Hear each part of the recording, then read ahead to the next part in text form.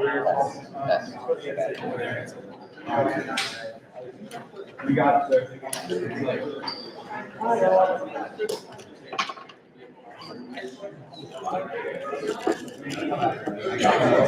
no battery.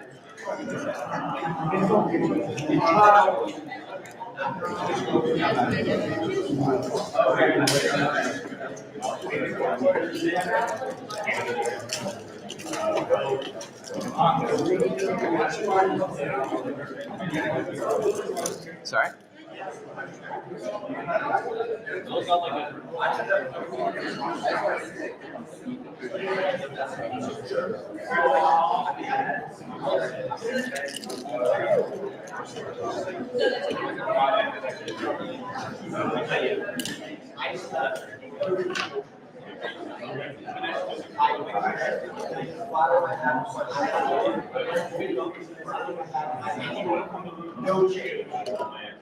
Welcome in, everybody. We'll get started very soon.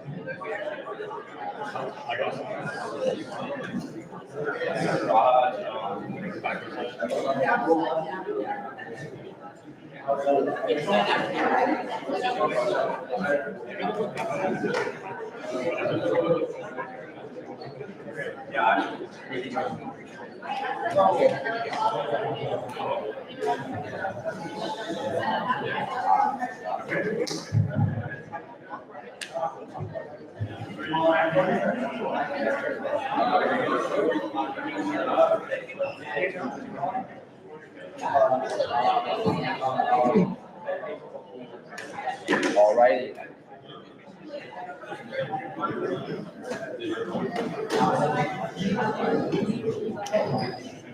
Welcome, everybody. We're going to get started. If I could please have your attention.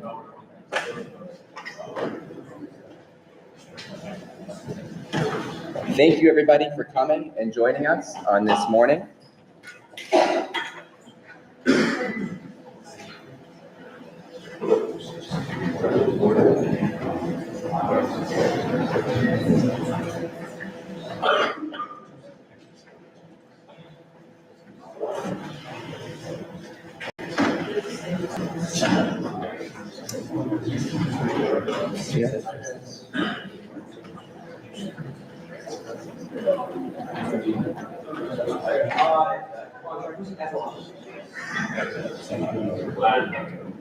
Yeah, also,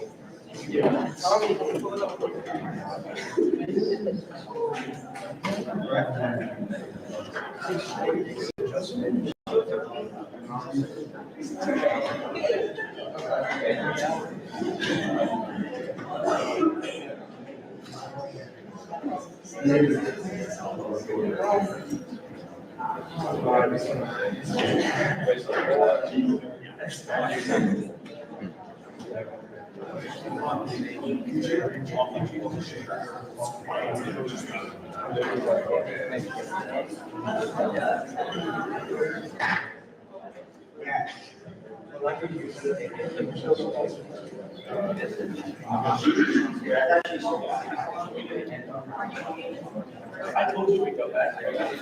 I didn't do it.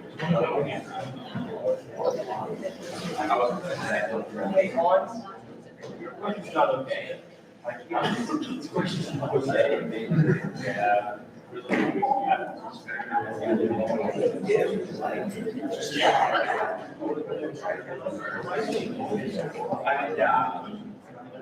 All that.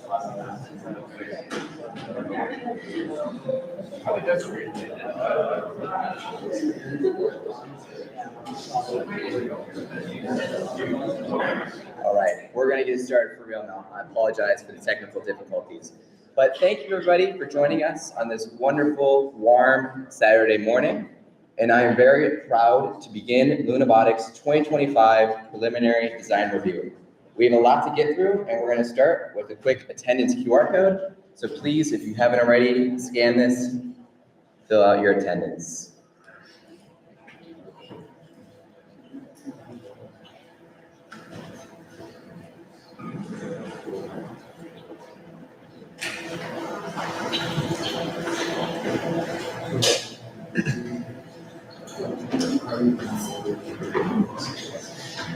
already. Before we begin, I'd like to thank all those industry partners and those who are faculty at the university for joining us this morning. We are honored to have you in your input today. All right, I'd like to invite Raiden from the system sub-team up to go through agenda. All right, so agenda for today, there is a lot to get through. We're going to start off with the main robot and go through the sub-teams before taking a break. That break is sensitive, it's mainly for lunch. And then we'll be going over all of the mini-bot overviews. 4 questions. The way we're going to do this is that it's going to be also segmented by the main bot and mini-bot. So for all the sub-teams, ask the questions at the end of each sub-team's part, and save and refer to slide numbers at the top right when it's applicable. Please only ask main bot questions during the main bot section. Please do not ask any of the mini-bot questions or mini-bot related questions during that time. This is just to help us get the flow of discussion relevant and as efficient as we can get. And then during the mini-bot section, you can ask questions about its integration with the main bot and things like that. And please try your best to not ask questions that have already been asked. I know that some questions may seem different, but in the end, the answer is the same. We have a lot to get through, so let's try to be as efficient as we can be. And for questions that we, due to our timeline, for questions that we can't receive or ask or are a lower priority, we're going to be using this platform called Slido. So for Slido, a QR code will be up on the following slide, and I'll also post the link in the Discord. But basically, just type your name into the name boxes so that we know who asked the question and who to refer to if you have more follow-up. And then these questions will be addressed at a later point, which will be next meeting. And there's only 100 participants per Slido available, so if you're sitting with a group, try to share access or only open it when you do have a question.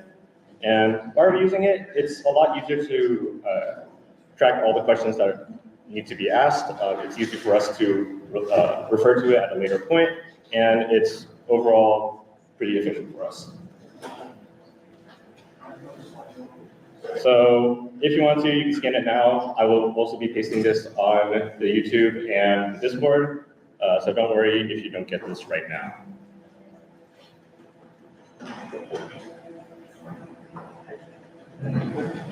I don't see many cameras up, so. Okay, Andrew, for the high-level main robot overview.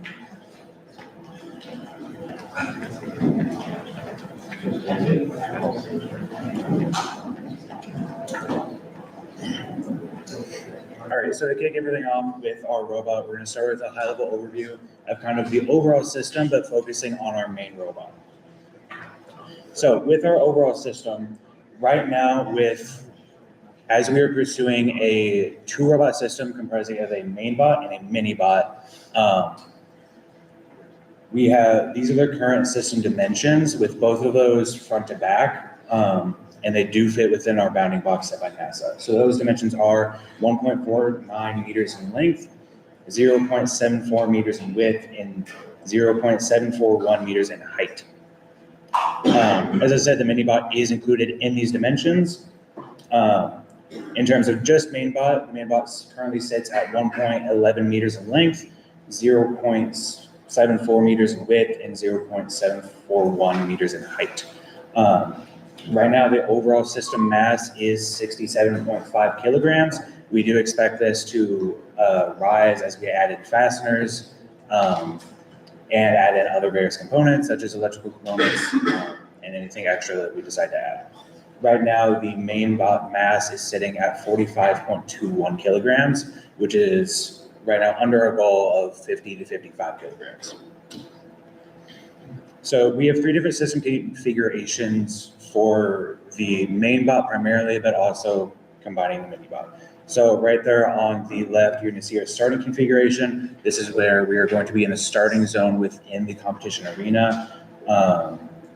So that we are still fitting within that bounding box, which we'll cover in just a moment, but with the mini bot sitting right beside it. That middle profile will be with traversal, where the excavation system is raised up so that we have plenty of ground clearance while we're moving around. Then that third configuration is going to be our mining configuration, where excavation is driven further into the ground so it can mine and collect material. So here are our specified technical performance objectives, or our robot system requirements. So our mandatory requirements that we have for design are: the robot shall be contained within a payload envelope measuring 1.5 meters in length and 0.75 meters in width and 0.75 meters in height. The robot shall not exceed 1.75 meters in additional height or 2.5 meters above the surface of the regolith. The robot shall not weigh more than 80 kilograms. The mass of the navigational aid system, including any beacons or targets not attached to the robots, is included in this limit. Also, multiple robot systems are allowed. However, starting dimensions of all the robots shall comply with the maximum volumetric dimensions and weight provided, as well as follow all other requirements. Right now, we are following all those requirements, so we're in good standing. Now, we have some overall technical objectives, which are kind of just competitive edges that we like to maintain. One, the robot should minimize weight. The robot should minimize its part count. The robot should have fasteners in easily accessible locations. The robot should contain parts that are easily removable, disassemblable, and replaceable. The robot should contain components with as low lead times as possible. The robot should minimize power consumption. They should incorporate dust-resistant features, should be able to complete the mission autonomously, and the robot should use encrypted communications. Now, some more specified technical performance measures that we have. Our upper threshold for mass is 80 kilograms. Our upper threshold for power usage is 250 watts. Our bandwidth usage upper limit is 4,000 kilobytes per second. Our system length, max, and stowed configuration is 1.5 meters in length. Our system width is 0.75 meters. Our system height max is 0.75 meters as well. And our system height max extended is 2.25 meters. Our lower threshold for regular storage is currently sitting at 10 liters. Our build period, so that's the full excavation into deposition cycle, should take a max of 6 minutes. And our instantaneous peak power usage should be 750 watts. So again, this is just another QR code to the Slido, so feel free to scan that QR code to get access to that so you can ask some questions. With that, we're going to go ahead and get started with excavation.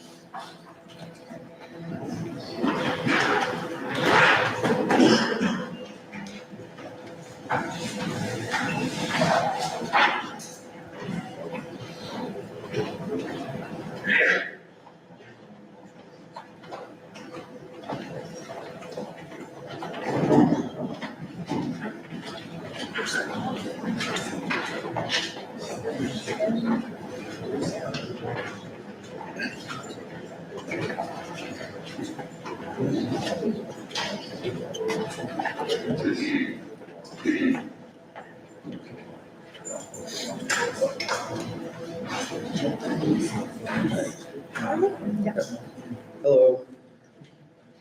So for the overall excavation system, once again this year we are going with a bucket elevator system and trying to improve our designs from our previous years and focus on improving reliability and compatibility with other systems even more. We are going with a 200 watt motor with again a 50-to-1 reduction with the rated for 32 newton meters and has a peak of about 96 newton meters. The estimated volume throughput should be about 37.6 liters per minute. And we're about 22.6 kilograms, which might change a little bit as some things get added or removed, but around there is where we should be. And our dimensions are about 35.3 inches by 11.6 by 14 inches.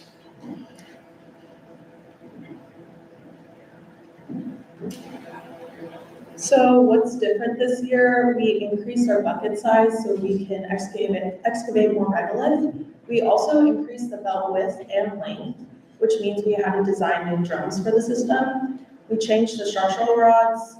We have faster linear actuators. The linear actuator mount changed, the chain tensioner and the modular dust shroud, and then also an X-step dust covering.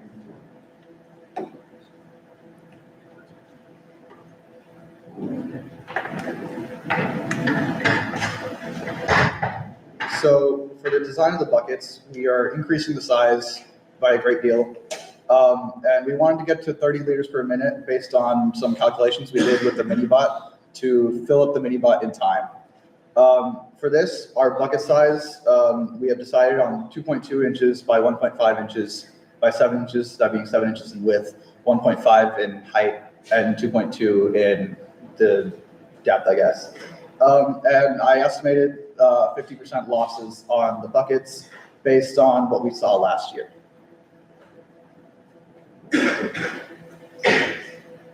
When testing our calculations for the buckets, we decided to test a 1.5 inch L channel and a 1.3 inch L channel. Upon running the numbers with our past year's number of buckets of 19, we found that the 1.5 inch L channels had about 50 liters per minute excavation speed, which was far too much, and the 1.3 inch buckets had a much healthier 38. However, we realized that we could lower the number of buckets on the 1.5 inch L channel to only 14, giving us a healthy amount above the amount that we need, while also heavily simplifying our manufacturing.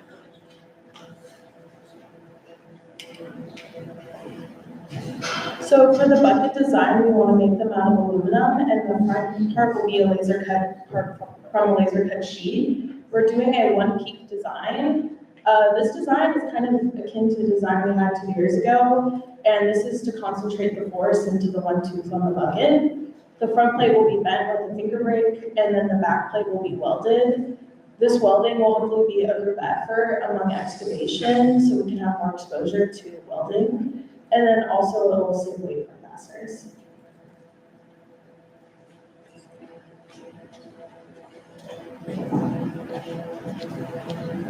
For our drum design, it's a bit different than last year. We're going with a hybrid of.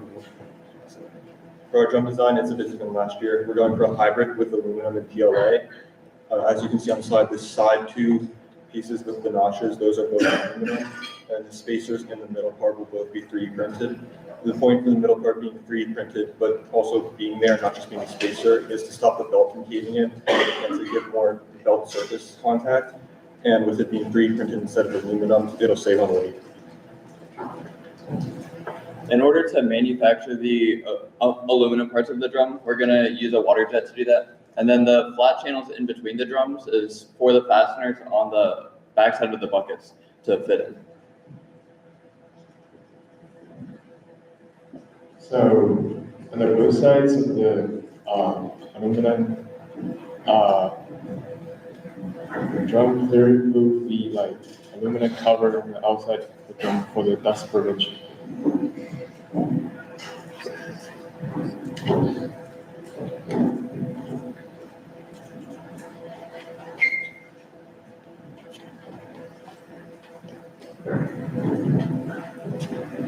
For our pancake tensioner, we are planning on using a system where there are two plates, one attached to the top drum and one attached to the bottom drum, where the one attached to the bottom drum is on top of the one attached to the top drum.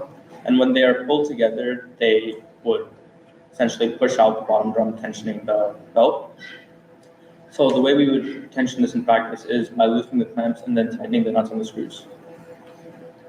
We didn't change very much this year from the previous year's design. We are replacing the clamps with larger ones that will hopefully work better than last year's did. And to compensate for that, we had to move the two lead screws farther apart to the larger base area.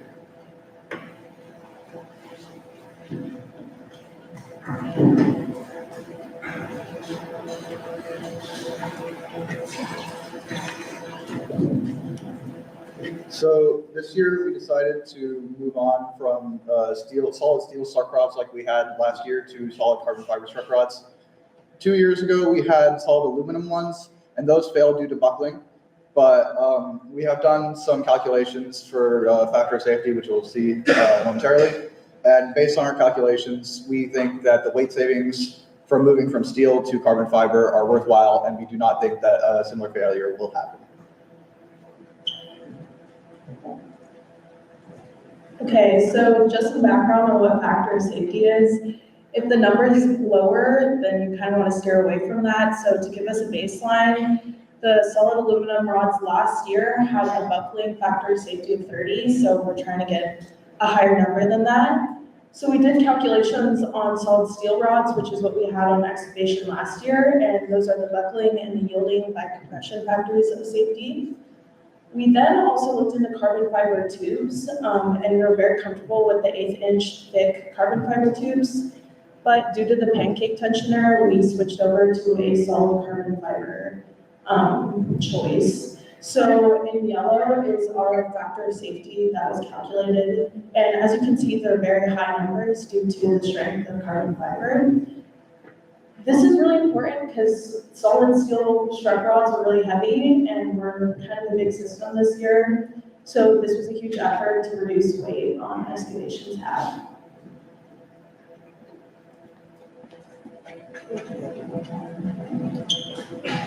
So one of our issues last year was having slower linear actuators, and to fix that, we had to get new ones. And we also noticed that there was an issue with how we connected it to the larger system with one bolt at the bottom, and that one bolt held a lot of importance because it has only 2 points, one bolt for each linear actuator, and that's essentially the only thing keeping it all together. So to fix that, we ended up looking at a couple of different options for mounting, and what we ended up landing on was finding that there were tap holes in the bottoms of the linear actuators, so we could mount that flush with the plate to make it essentially all one piece instead of 3 separate pieces with degrees of freedom. So we removed a degree of freedom and a point of failure.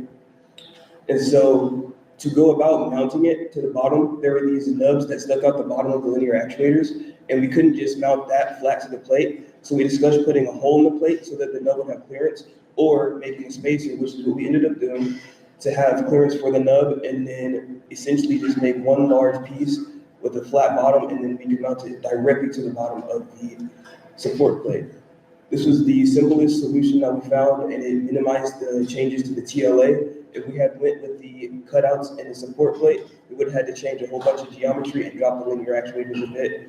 But this was a route that was able to avert that. So we were able to just mount it directly to the bottom. And we kind of kept with similar specs, so it's still an 8-inch stroke, but these ones have feedback so that the coders will know where the linear actuators are at when they're mining and retrieving, so we won't have issues with that anymore. And then they are just a little bit faster than the last ones, which will greatly increase our mining time.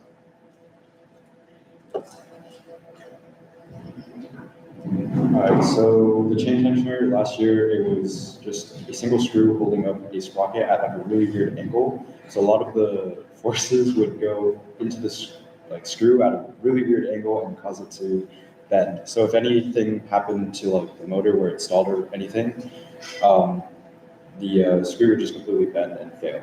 And we had to replace it multiple times last year. So the solution that we came up with this year is to have an aluminum block stationary and then use 2 set screws to pull a sprocket tensioning the chain. This way the forces from the chain are going with the screw. So hopefully this will fix a lot of the issues we had last year.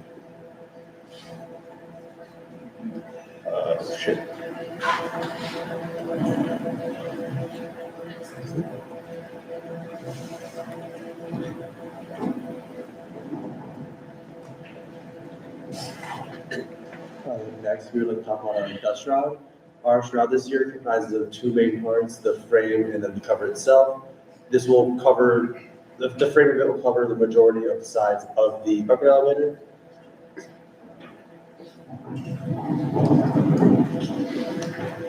So this design is mostly similar to last year's, but we have a few improvements. First, instead of the dust shroud being one single piece, it's going to be 2 pieces. So the hood of the dust shroud will be screwed into the top drum plates, and then the rectangular part that covers the bucket elevator will be easily removable, so that when we have to check in on the bucket elevators, it's not a big 5-minute job. We can just unhook it and hook it from the hood. This will hopefully make it easier to assemble and disassemble the robot. I know the dust shroud was a big point of pain last year for that, so this improvement should help with that. We have greater encapsulation over the deposition area. Last year, we found that the shroud didn't cover that top of the bucket elevator as much, so this year we extended it a bit. And then for weight saving purposes, we're gonna try 3D printing this in sections and plastic, welding it together. Hopefully this can save as much weight as possible. This year, we also want to have a dust covering that extends from excavation across deposition, providing full protection over the deposition area. The material would be folded as an accordion, allowing it to move with the bucket elevator and be compatible with the linear actuators. It is also easily removable and replaceable, and we plan on making this out of clear plastic.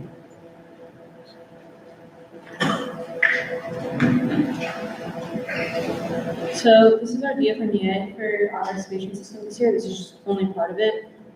Something that we were mainly focused on were based on severity. So it was structure rods and chain tensioner. So for structure rods and chain tensioner, those are pretty new systems this year compared to some of our other parts. Structure rods, it's the carbon fiber that we're using new material. So we just have to pay attention to proper assembly and just making sure that it's continuously working throughout a process. And then chain tensioner, we're really focused on proper assembly, proper material use, and just overall making sure that screw can stay in place and works with the rest of the chain tensioner.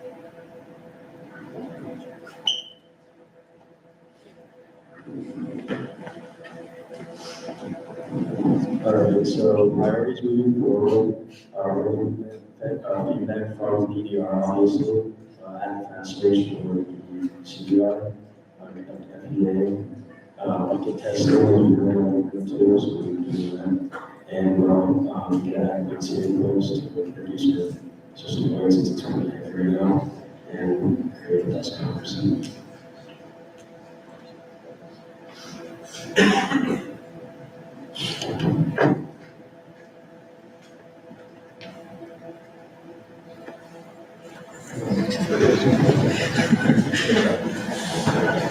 Is there a way to answer questions? Okay.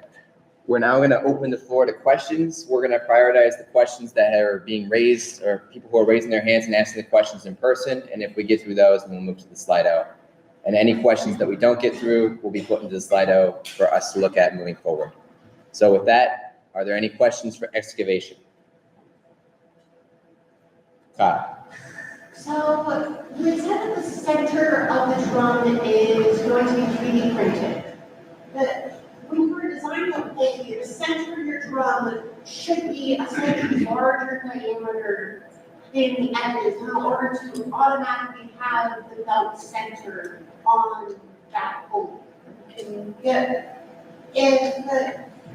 If the center of your drum there is 3D printed, that means the part that's coming under the highest load due to the belt tension is then made out of plastic rather than metal.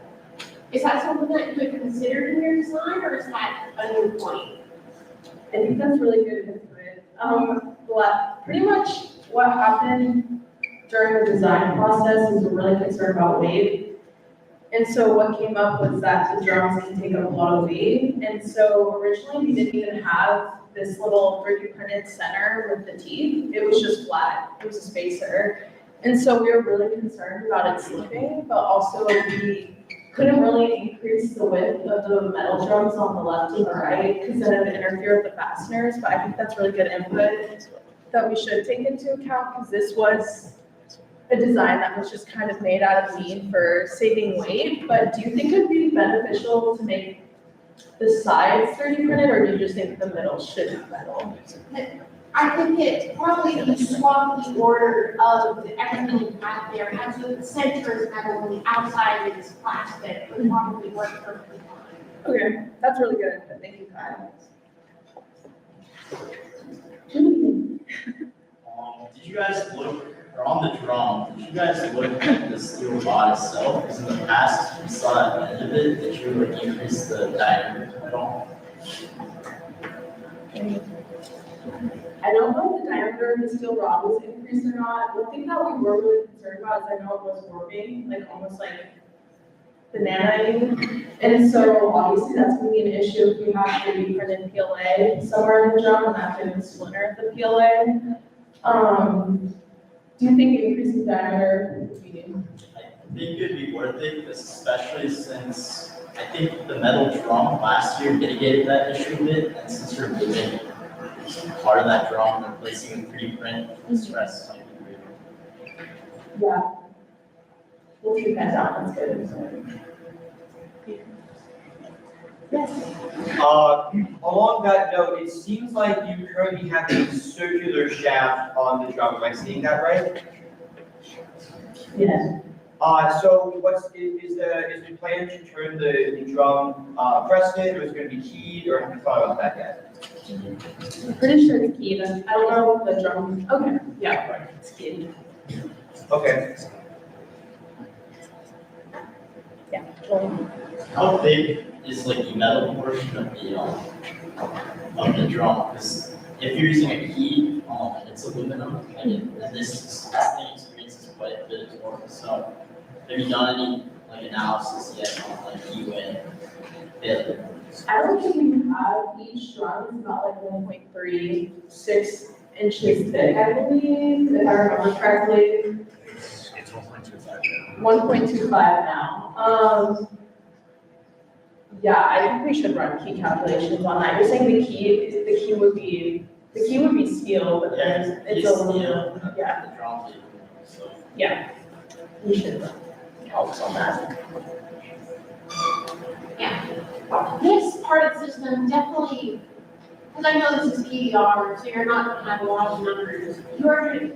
When the 3D printed drum that I believe that we had to use for a while, there was a good amount of analysis done on that to make sure that it wasn't going to fail. So doing the redesign this year, I would highly recommend that someone needs to be focused on doing a lot of analysis on this drum to make sure it's not going to be a failure point. Did you just run like ANSYS FBA on it? There was FBA, there was topology optimization because it was 3D printed, so it would do that.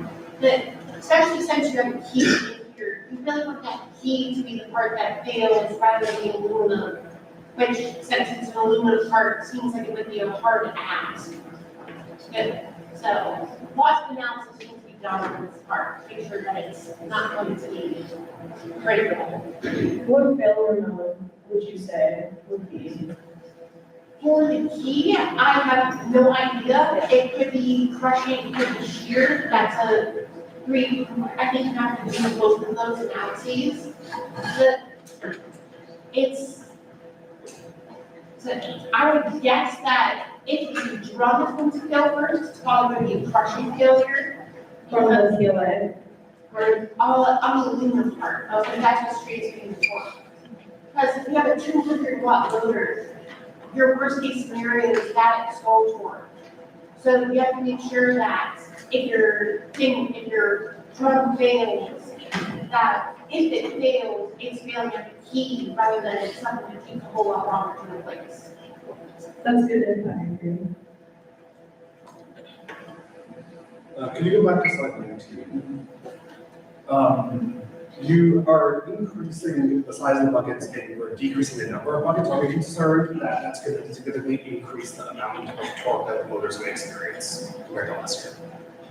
I believe it may slightly increase the amount of torque, but I don't think it's a significant amount. Okay. Are you planning on doing calculations on it, or are you just?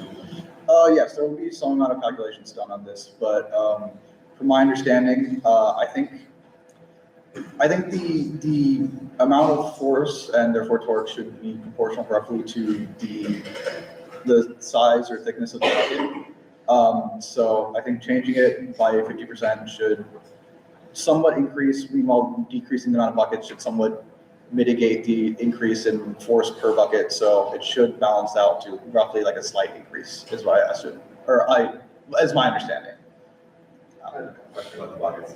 So that last year went with a flat top design, just this one we go with a single point. Just from purely material perspective, a single point adds more material and thus a little bit more weight. Is that what benefit are you getting for that extra? So originally we had very small teeth on the bucket, but I guess the point was from 2 years ago, and I figured Last year's buckets worked fine, but I figured it would be nice to have some sort of point that all the force can be put on, so it's more of like a shovel. I do think it would be good to look into how much more weight it's gonna add. It's about, it's about like 0.5 inches at the peak if you're like counting it from the flat part of the bucket. So it is like a significant increase in material if you're counting for all the buckets, since there's 14 of them. I do think if we're gonna cut weight, like, it'll probably lessen our weight by a little bit, not a lot. Like, I feel like the heaviest parts were obviously like the strut rods were steel, and so we're getting rid of those now. We wanna do more bucket testing, that's something that did get brought up to see if it's actually worth it to have these sharp points, but that needs to be done. You saw the question, right? Last year, we could not run excavation system at full speed due to the fact that it would shoot material between excavation deposition. Have you done anything to try and mitigate that this year?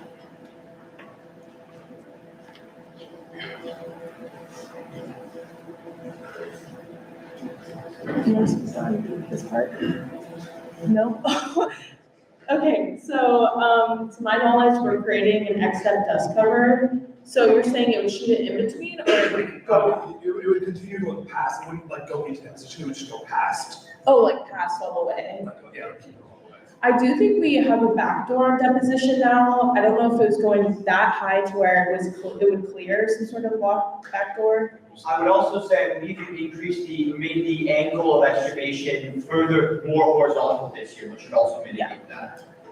Yeah, we originally had bigger drums, but we made those smaller so we can increase the angle, but I do think that's something we can look at in the TLA and see what the actual angle is between that and then the back door and the entrance deposition. For this cover, since the excavation is to go down, is there, I guess, is it warranted that maybe when the excavation goes down and thus the plastic has to essentially sag, that it could get caught on moving parts and either tear or stop that system?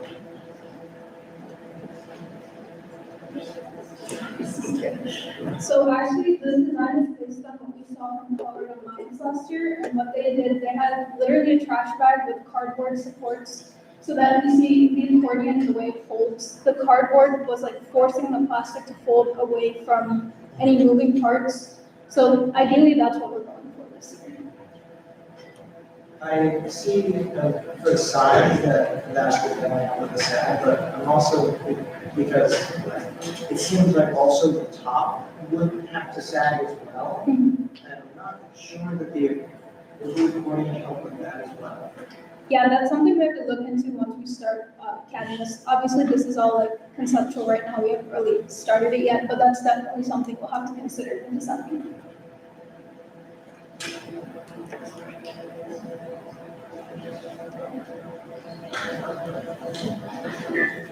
Any other questions? From the slide up, are there any concerns about the belt hitting the bolts that are holding the chain tensioner? So on the, yeah, so looking at the picture on the left side, that belt looks like the intersector are extremely close to those bolts. Like the timing belt? No, so sorry, the chain. Yeah. Okay. Those are all arbitrary dimensions that can be changed. So these are like arbitrary dimensions right now. They can always be changed to be like wider, so that we have more clearance for the chain. Great. Looking at the chain tension, is this sprocket kind of just floating in between those two bolts, or is there anything holding it in place? Last year we had it on a press fit, like tiny shaft thing, same deal. We could do like snap rings or like some sort of thing to hold it in place between the two. I think it should be fine because it's a bare sprocket. It doesn't show in the CAD, but it's a bare sprocket. So.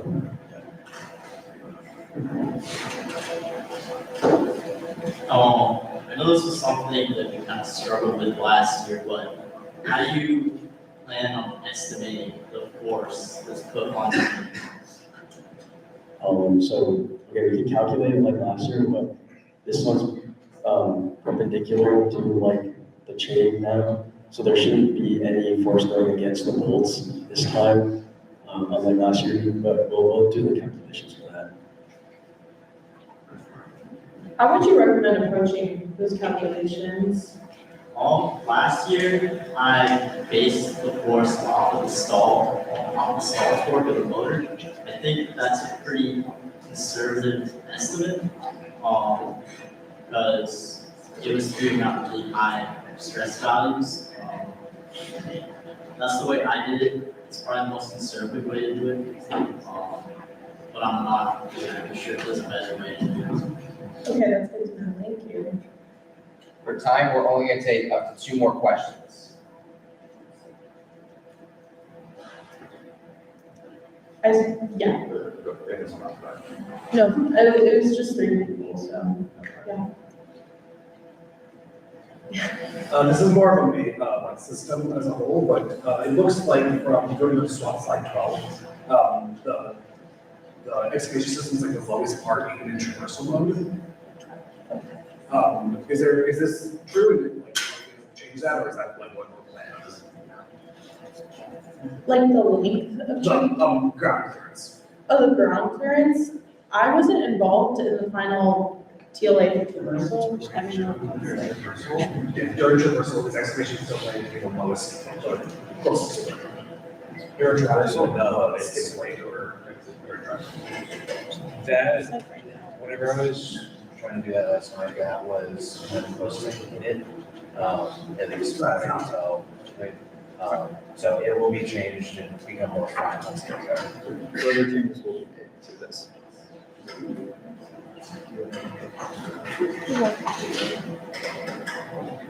Peter, Alex, you still have questions? I know you guys both raised your hands. My question was just gonna be about the tensioner. Drivetrain did some very similar calculations for their chain tensioner, and so they can probably assist you with performing those calculations. But essentially, it's just based on trying a free body diagram of the sprocket with the tension forces, and then, trigonometry and getting perpendicular forces and whatnot. Do you think that was like accurate based off of, these are calculations done last year? Or this I year? don't know what calculations were done last year, but that is the best way to do it, right? Okay. Because that's going to, assuming that it's stalled, right, you're getting full stall torque, and nothing's moving, which means the tension forces are equal, so. Yeah, we definitely had a push for CAD, especially the past couple of days, so during CDR, we really appreciate the input on getting like quantitative numbers and calculations. And actually, one quick thing I did want to say is the idler sprocket going to be pressing onto that shaft? And right now, the screws look very big to the shaft. Are we planning on decreasing the size of screws or increasing the size of the shaft, or I We can increase the size of the shaft or decrease, either works. I just chose these last night because it was late. But, yeah, that sprocket I chose because it's really small and I didn't want it to be really big and like, there's not a lot of space there between the two existing sprockets. But yeah, we can consider making the shaft bigger and just upping the size of the sprocket. And it's going to be pressed on? Ideally, yes, but if that doesn't like seem like a good idea, we can always change it to be like, shaft colors or something or something. Okay, for time, we're gonna have to move on. If there are any other lingering questions, please feel free to drop them in the Slido, but thank you, excavation.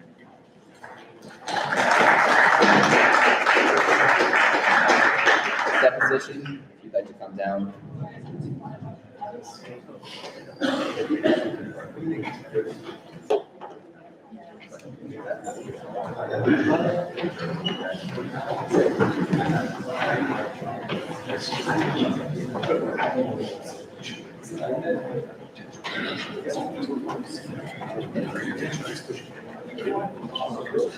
We want to get one.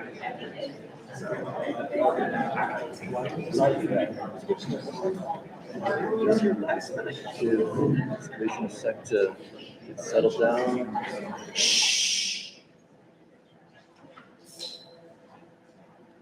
All right, for deposition this year, our main goals and main focuses were improving the regolith capacity, especially from what we had 10 liters last year to maybe around 30, somewhere around there. Another big aim of ours was improving integration with excavation, as well as new concerns with drivetrain and PNH, the e-box, and especially with Mini.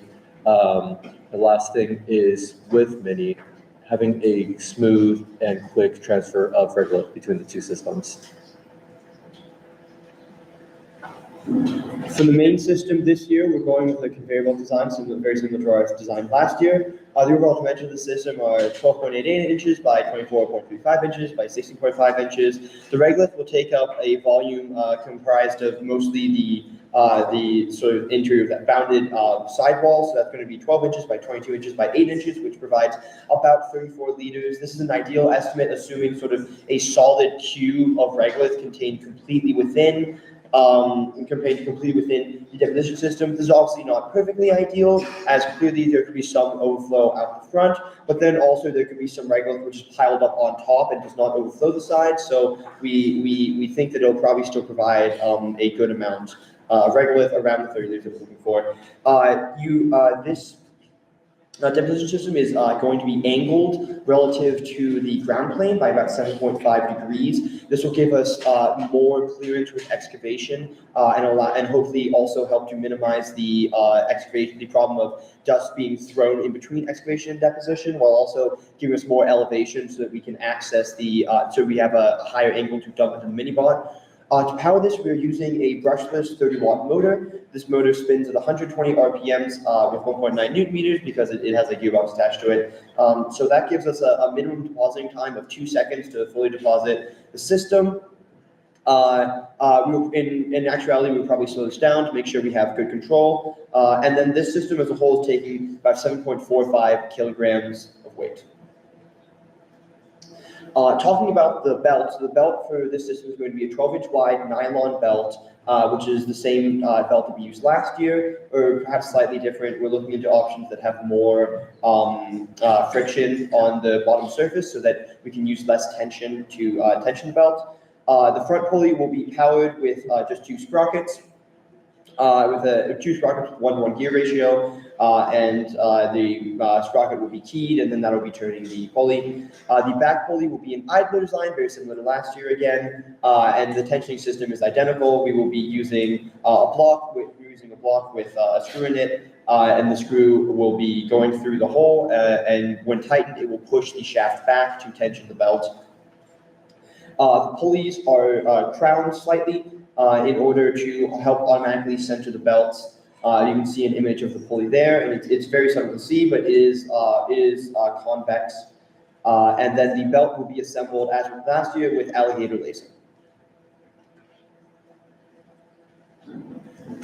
All right, so the gate that we're using, we're actually using pretty much the same gate design on both the mini bot and the main bot. Only the mini bot is slightly wider. So the dimensions are on the main bot of 15.5 by 2.25 by 10, and the mini gate is going to be 5 inches, exact same but 5 inches wider. And both of those are powered by a servo motor, which will be running at 5 volts, and at that power, it gets 3.5 newton meters of torque.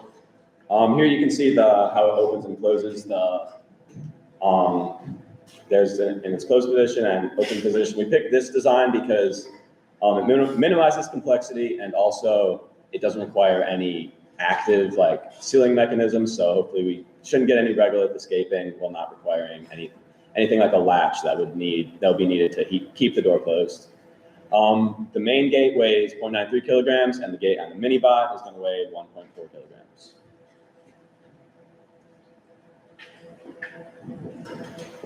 Here's a data from EA. A lot of this is because we're doing the same design as last year, it's learned from last year. So with our conveyor belt, there's a lot of things that go wrong. This is just the belt itself, the conveyor belt itself. Here we have the frame pulley, belt tensioner, and door. What's new here from last year is the door, because we have a completely new door design. In fact, it's just a new door. But here's the critical parts. So with the conveyor belt, we're worried about belt slippage and dust. So the main thing is to look into like add dust proofing and look into efficient methods for tensioning. And then with the door, it's the worry is the door doesn't contain the regolith, so we need to ensure the door fully seats into a framelit or like recessed. Just make sure the door completely seals the position. Moving forward, we're gonna implement feedback from today's meeting. And then we're also gonna test the angle, conveyor belt, and the cleat designs. The cleat designs just kind of adding additional flaps on the belt to allow a regular to move easier instead of just based on friction. So we'll use that on last year's robot, just so we don't have to use calculations period. We'll also test dust protection. So rubber side flaps on like the ends of the belt will allow dust to not slip through the cracks. It says interior brushes, but we also mean exterior brushes as well, so it doesn't stay on the belt. It'll most likely be near the exit of the belt, so it doesn't go back into the robot. For the cab models, and before we manufacture, we'll have to add fasteners, such as screws, maybe design a little tweak just based on selection of fasteners. And then after that, we will plan out our manufacturing process.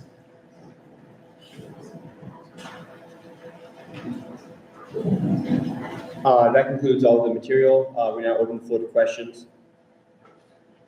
Yes.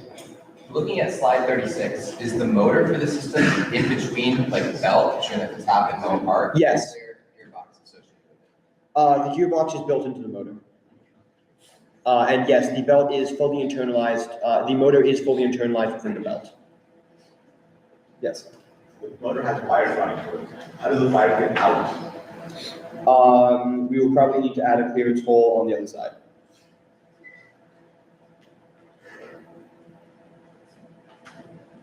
Are there any other questions about our system? Yes. You have a convex shape on your pulley. Yes. How are you making that, and/or how did we make it possible? Last year, we simplified the design by instead of making it fully convex, we instead had a trapezoidal cross section, if you can imagine that, where instead of it being an actual full rounded crown, it was instead just sort of two angled sections, a flat section on top. Ideally, we could avoid that. I'm imagining initially machining out the interior and then ID clamping it and turning it between two centers in a CNC machine. I don't know. That has not been investigated fully or considered fully. Alternatively, we could try to machine half of it and then flip it around and machine the other half of it. That might pose some more cooling problems on the crown surface, but those are sort of the initial considerations that we've had for this. And if that proves too infeasible, then we'll go back to the plan from last year of just approximating as a trapezoid. Anything else? Yes. How did you choose the 7.5 degree angle? Is that based off of just oscillating into the midline? Mostly, yes.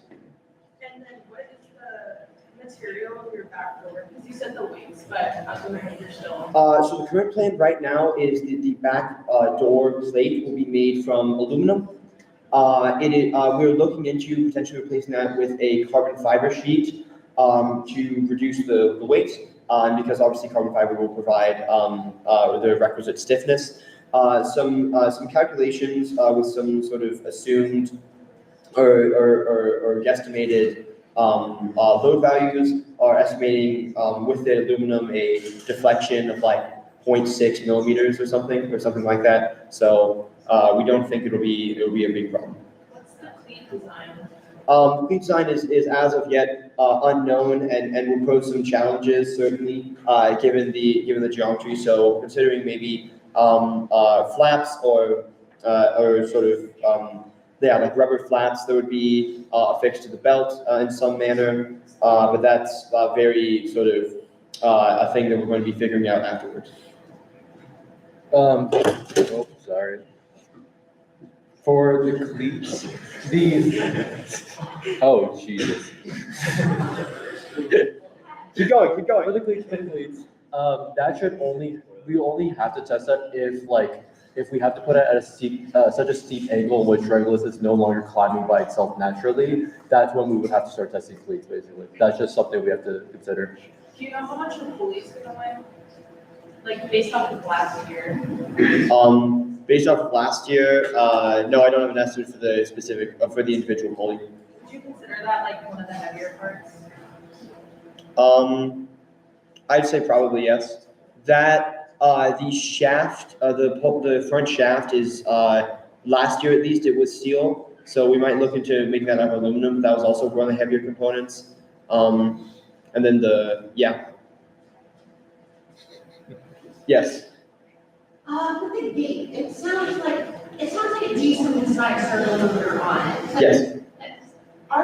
is there any concerns about that this part of the mechanism will be exposed to a lot of regulus? Do you think that closing will become an issue after regulus starts sticking to the inside of the channels? That has been considered, and that's one of the primary failure modes that we need to be concerned about.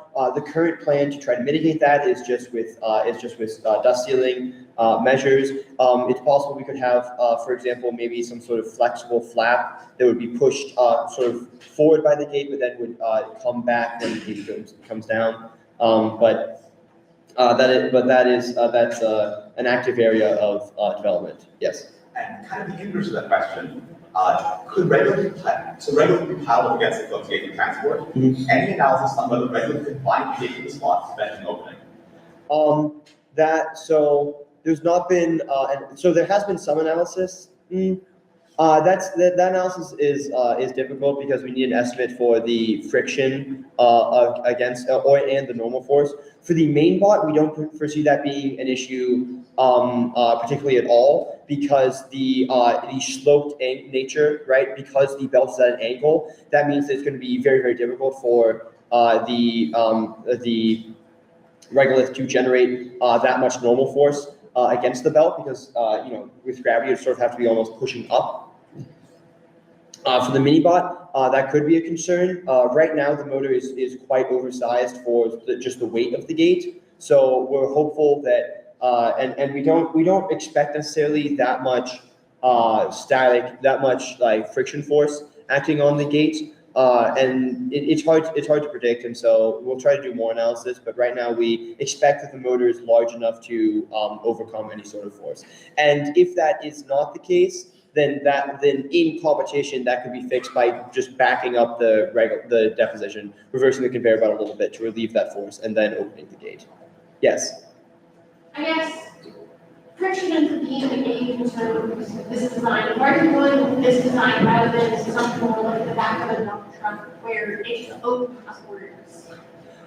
So the primary concern, the primary reason that we went with this design is one, concerns about potentially a design like that maybe interfering with the mini bot during the transfer and potentially opening and interfering with that. Also, this design means that there's no ability for regolith to sort of push the flap open from by just having it, and there would be no need for any active motor power to keep the flap closed. That's taken up purely by structural, and so the motor's only actuating. Yeah. There's also concerns with integration, especially with P&A blocks where that would go with the dump truck and things like that. We also thought about that for MIDI as well. Alex? And the question regarding gate selection. So the ideal thing is that you have your slot and your gate goes and opens the slot. Are you concerned that when it is out of the slot, that the gate will bend forward and miss the slot entirely? I don't necessarily foresee that being a problem, assuming that the rest of the system is sufficiently rigid. Like it'd be, given the geometry, it would be very difficult for the gate itself to be bent outwards in a way that, in a sort of like a way that you're describing. If that does end up being the problem, we could very easily design some 3D printed almost funnels that would sort of that would mount on the top of the bars and would then sort of help to align the gate as it comes back down. Are there any other questions? Are there any questions from the YouTube chat or Slido that are relevant?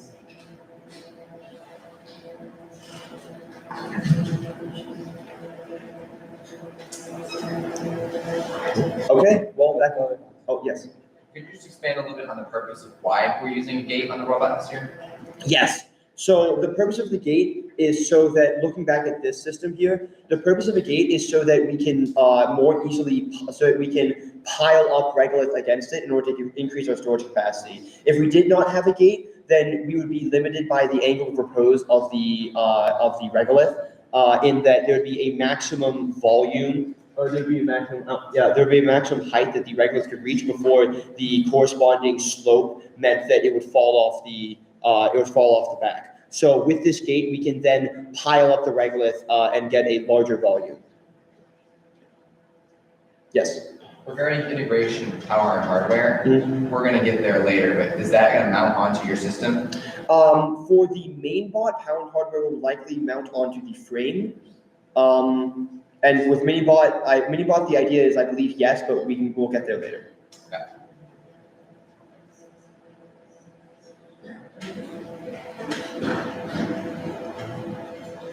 All right. I think that concludes the deposition portion. If there are any more questions, feel free to put them in the Slido or in the YouTube live stream chat.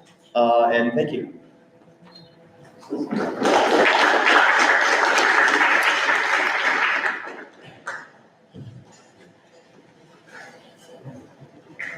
All right. Drivetrain, come up, please.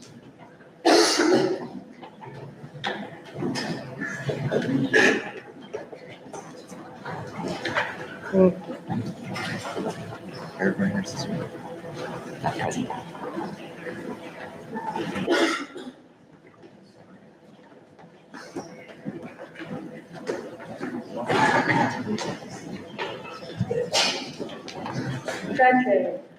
System overview, similar measurements as shown during SDR, still well within the frame bounding box. It looks like the speed for mainbot will be roughly 1.78 feet per second at a maximum. And then we have 3.6 inches of ground clearance as well on this system. The weight is also likely to increase. This is the weight given by SolidWorks last night. That does not include chain or quite a few bolts.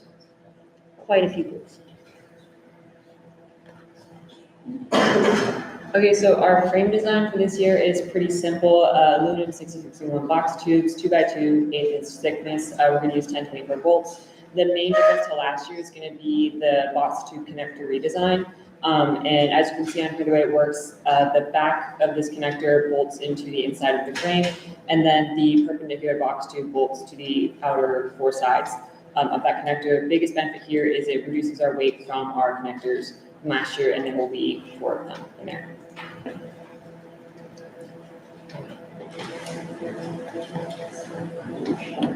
So this year, we're kind of repeating what we did last year with the gearboxes. We changed the motor this year. We now have a 24-volt brushless motor, and with an internal gear ratio of 100 to 1. And then within the actual gearbox itself, we are doing a 1.6 to 1 gear ratio to get a little extra more torque out of it. We couldn't get our goal of 2 to 1 due to size constraints. And how the gearboxes will work will be just also similar to last year, where we'll just have the front gearbox connected with a chain. Here, the front gearbox just has a sprocket inside and it's just connected to the axle.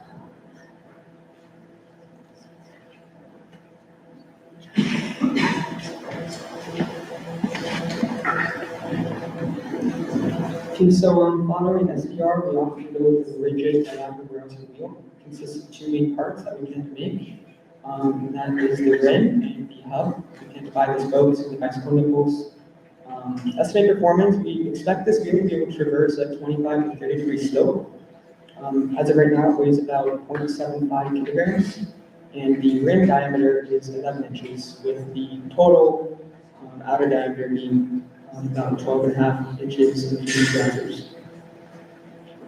Yeah, so like John said, we're also putting spokes in our wheels here. And these are very similar bicycle spokes. So we're going to be having 20 spokes per wheel, 10 on each side. And it's going to be around 2 millimeters in diameter, stainless steel material. And the way it's oriented, the way it's going to be oriented is a one cross pattern. As you can see in the picture, each spoke is going to exit from the hub, and before it hits the rim, it's going to cross another spoke, and that's why it's called the one cross pattern.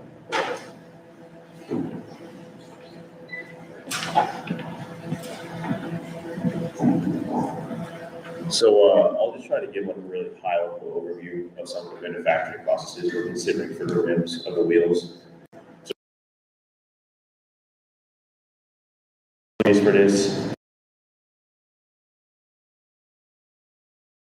generally be far lighter. Of course, be very good as the two materials which are glass filled nylon, polyurethane.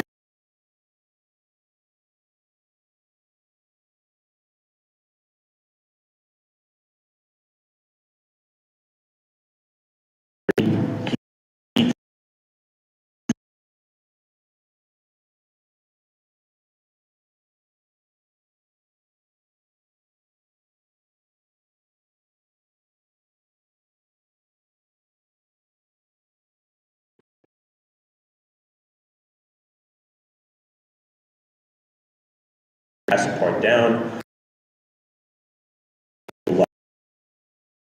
And relative to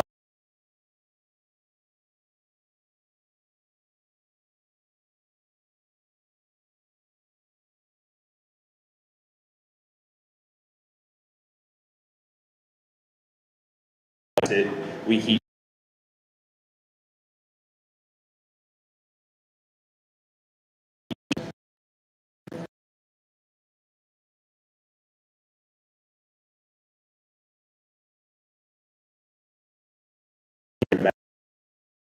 Would need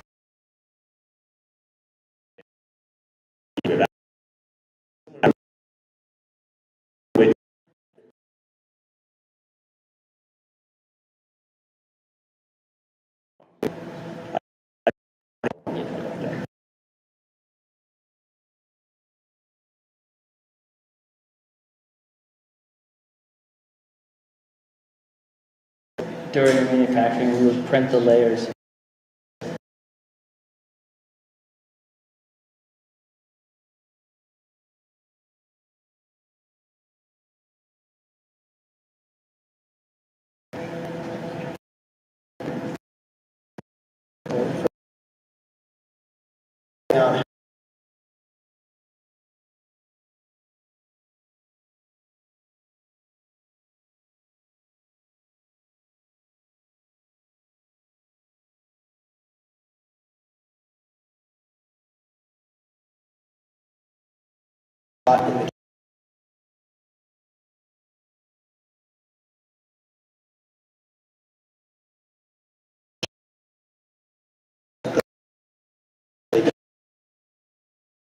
They're really high.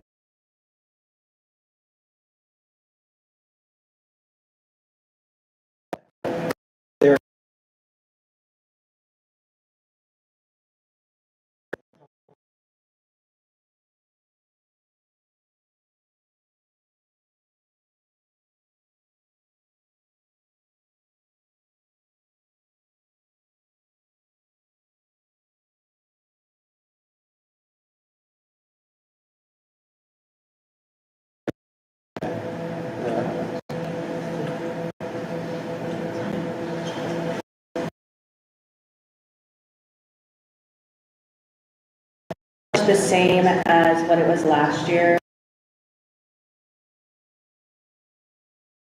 Skid plate. The main concern with that being that if there is a significant could cause the skid plate to fall off or. However, our main way of avoiding that is just using a material that will be able to withstand that. Yeah.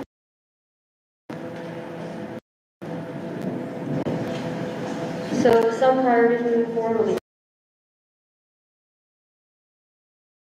feedback or questions about the wheel manufacturing.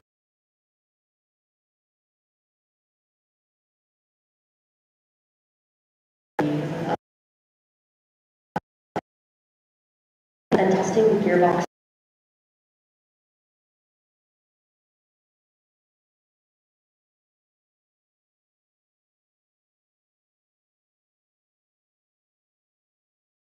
Gotta be at least one. Okay.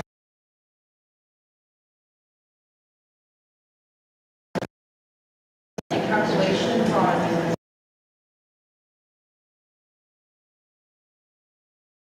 And then how will that?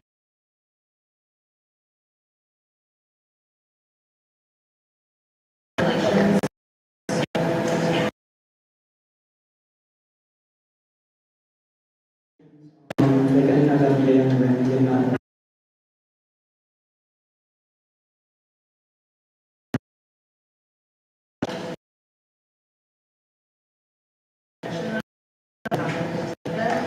Also,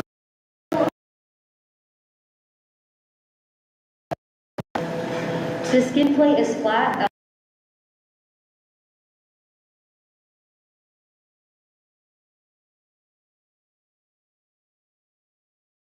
Plate.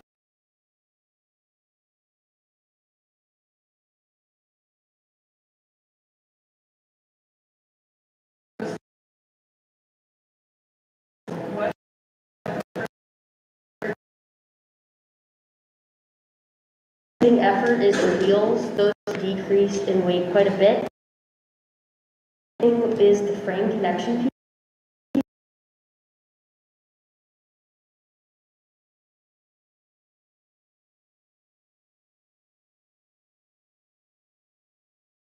For these, it also takes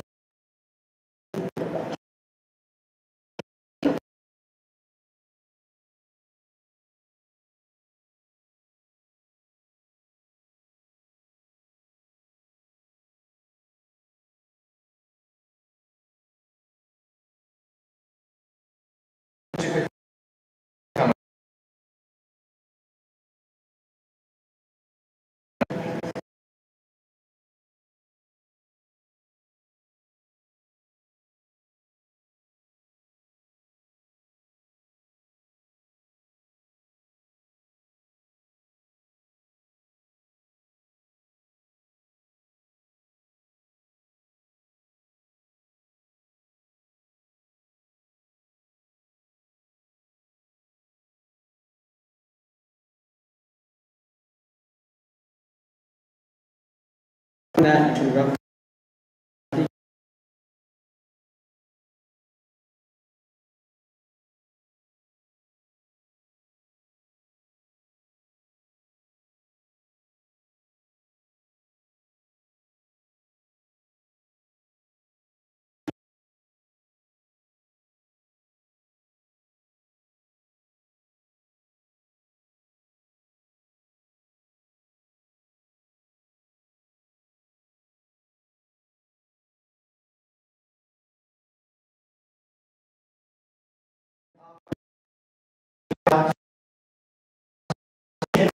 For the,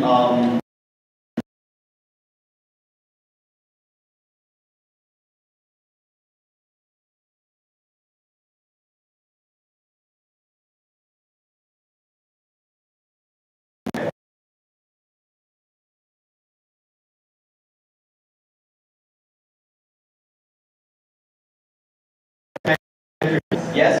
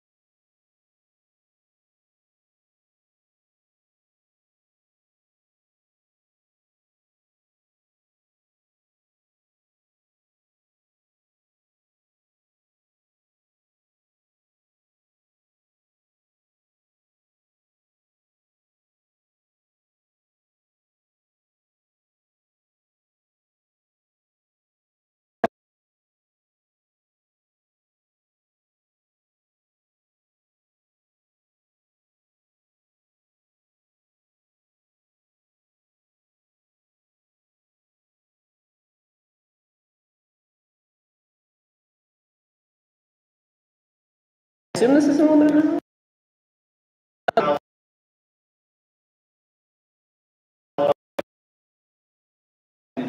after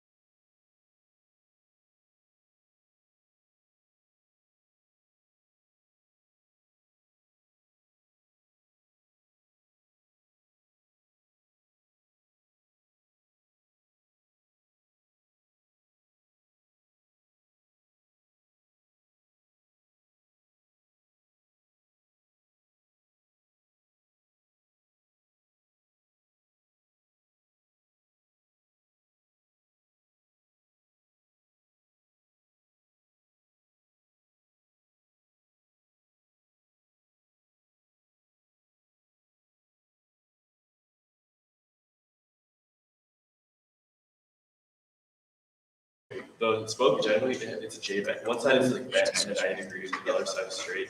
And the straight side, we're gonna have a nipple that will thread into the spoke on the rim, and that'll keep it in place. If you cut it short, wouldn't you be cutting off that threaded part? We could rethread that. Yeah. We could rethread that with a cap and die, or we could put in a custom order. I haven't honestly looked at the like online websites for custom orders, but. That'll get looked into before CDR. Any other questions? Peter? Can you go back to the belt tensioner slide for me? We don't have a belt. Sorry, the chain tensioner, I'm No, sorry. you're good. Deposition brain. So similar question to excavation, that shaft looks very thin compared to the diameter of the bolts. Are we planning on shrinking the diameter of the bolts or expanding the diameter of the shaft? Also, those bolts look incredibly long. Are we gonna have to specially source them or make them ourselves? Or am I missing it and that's actually a reasonable size? With MasterCard. What size of bolts is it? Uh, I think it's about 3 inches. We have 3 inch bolts. yeah, they're 3 inches long. Because that's 2-inch box tube, and then they go about an inch down.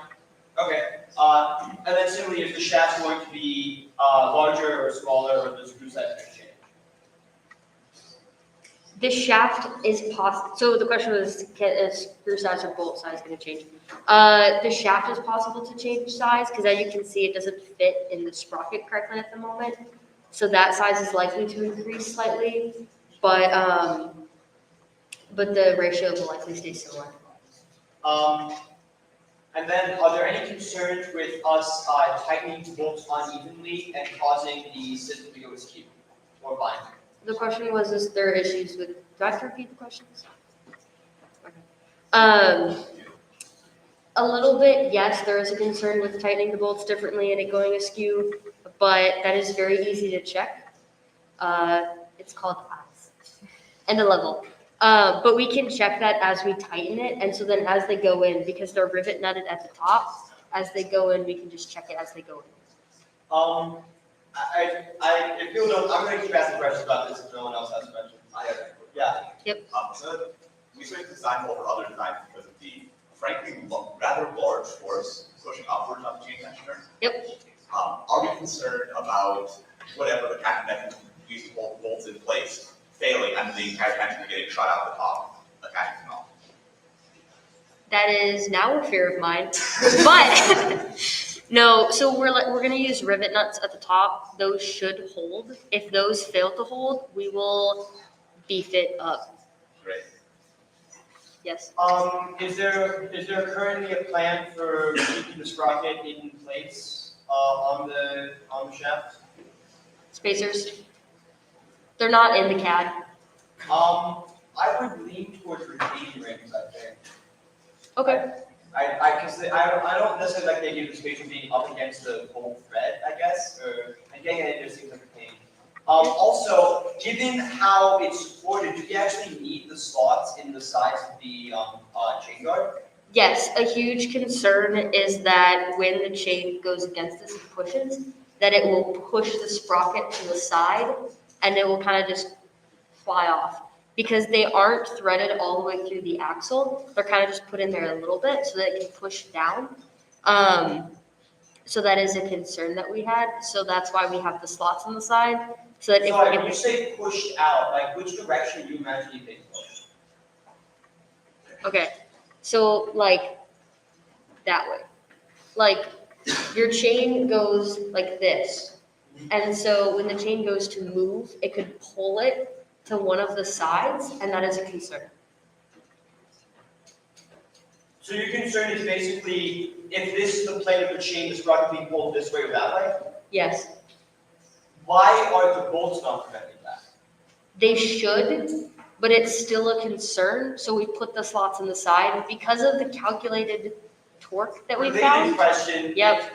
the question, if the steel bolts are failing that method, do we think the polycarb can stop it? The steel bolts aren't going to be what's failing. What's going to be failing is the connection point between the bolts and the axle, which we aren't willing to change because of how they connect, where it goes against the flat part. We think that there's not enough there to hold that in place. That is why we're looking to change it. Okay, and so, well, and then a potential idea for that is that instead of having, this method, you could have it go all the way through and just have both been tacked down each side. We did think about that. Our concern with that method is that if it is not put in level, that makes it much harder to get it level, because then you will have one that's like slightly higher than the other with trying to get it level. I can see that, I think I can make it, but. Yeah. But it was drawn on the board last night, so actually behind you. That was all true. All right, any other comments? Yeah, the chain guard is made out of polycarbonate? Yes. What thickness? Undetermined. How do you plan to make that? So as we learned last year, we have difficulties bending things, but we were trying to bend it while it was like, for lack of better words, like cold or room temperature. So what we discovered is that when we heat it up with the heat gun, it bends much nicer. And there's a very nice medium where you don't get the bubbles, but you also get it bent. So the plan is to heat it up and then try and bend it. But we were able to successfully bend it last year with some trial and error with the heat gun. So now that we know those things, it should be much easier to manufacture. On that note, is there a concern of losing the precision on those slots or other holes when you bend it? Yes, there is. So that's why we're going to add some tolerancing to the slots.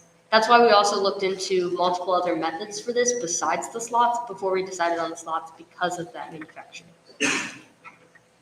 I'm not sure this has been looked into, but right now you're relying on slots in all the cars. Could those slots be a separate piece that's hanging down just inside the car?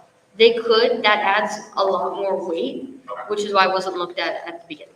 Fair enough.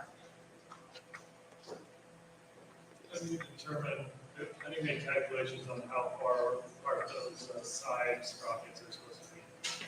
There's no exact calculations. However, when we were looking at the sketch for where the chain would go, it didn't operate, so there's not a chain in here. But when we were looking at the sketch for this, when we were tensioning it, it was able to tension 3%, I believe you said? Yes. Yeah. It was able to tension 3% of the total chain length. There's a lot of chain pieces on there, more than 30, so it should be able to tension it just fine with the spacing it currently has. If there's an issue with forces, we'll look at changing the spacing between them. Do you know how far apart those bolts are?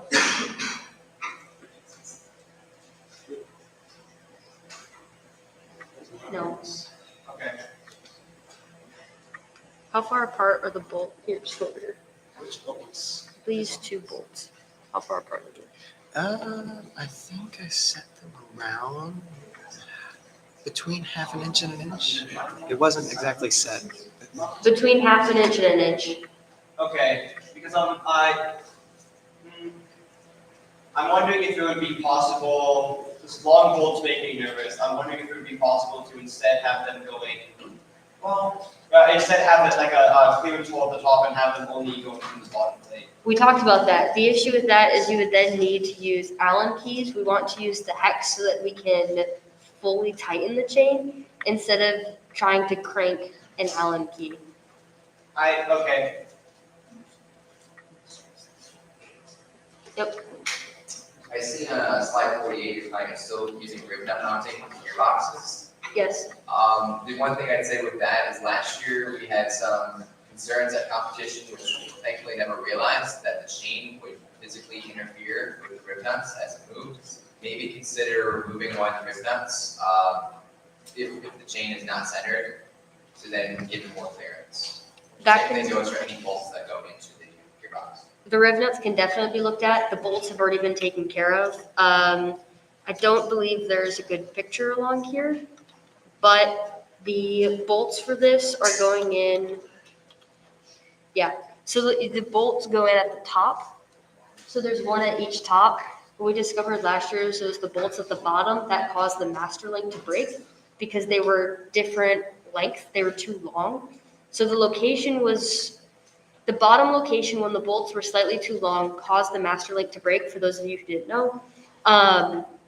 That's why it continuously broke during competition after we changed the chain guard one time because the wrong type bolts were used. So we switched to only having it at the top.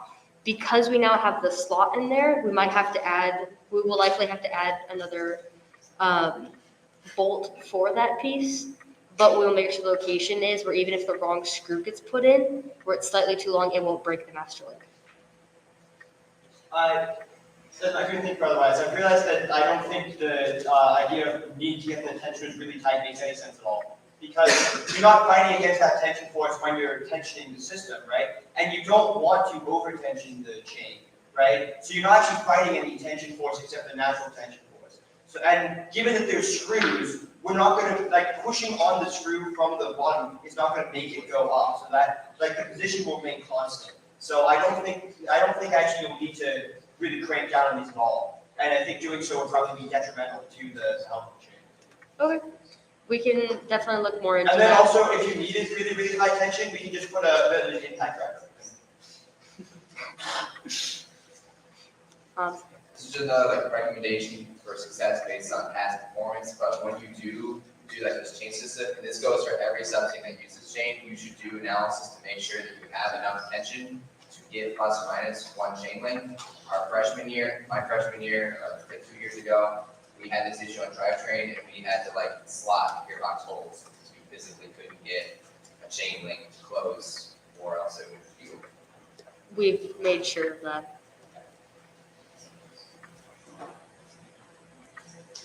All right. Nice. Power and hardware.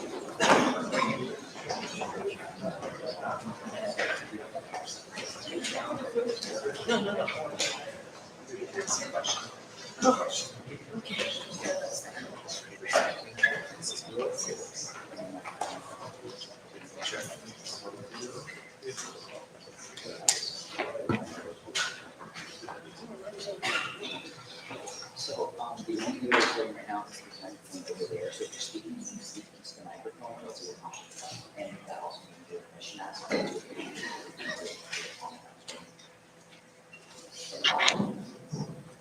Hello, we are the power and hardware subteam.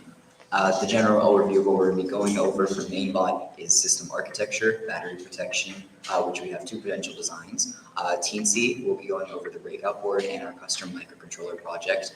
The current sense, we have two designs for the mainbot, one for the battery and one for the actuators. And for box design, we have breakers, hard research, and CAD. First up, this is the general system architecture. This is roughly how the connections are going to look in the box. So of course we have battery management and then the required power meter and e-stop, and then all the components that I was told from the other subteams we would need to accommodate. First up is the battery protection circuit. All right, so real quick overview of the system, or the circuit. This is really just to protect our battery when we're doing testing on the robot during manufacturing, because we sometimes leave the battery on, we leave the robot on overnight, and that has the potential to kill a very expensive battery. So we just want a very cheap circuit to be in the robot so that we don't kill the battery waste a lot. Sounds good. So changes from last year that we're doing. Last year we used certain TI chip that did not work as intended, or did not work as well as we intended. So we came up with some of the custom designs. We have two designs that some people are going to talk about. Other than that, other changes is going to be slightly more resilient. We're going to still use the same latching relay, which will be good. And yeah, I think we're going to hand it off now to the first group who made their design. Okay, so for the first design, we're using a 555 timer in monostable mode. So basically what the circuit does is we have the 6 battery cells. So we filter down the 6 battery cells for the lowest voltage out of the 6. And then from that lowest voltage, we then see if that voltage is lower than our minimum threshold, which is 3 volts in this case. So basically how we do that is we convert the lowest voltage 3 volts to 1.67 volts. And if it's lower than 1.67 volts, then it releases a signal out from the monostable 555 timer. And then from there, it activates a MOSFET driver, which then activates a latch and relay, which breaks the entire circuit.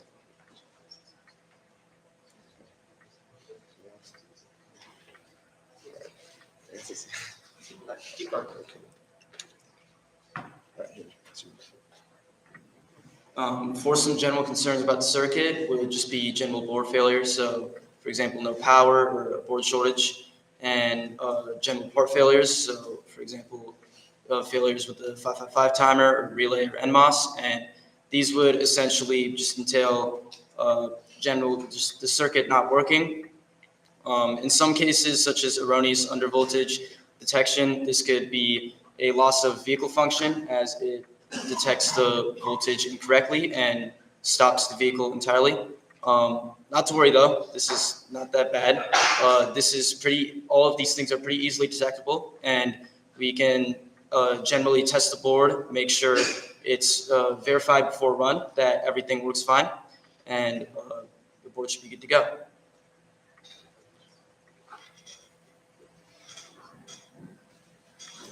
So the second design is the same function.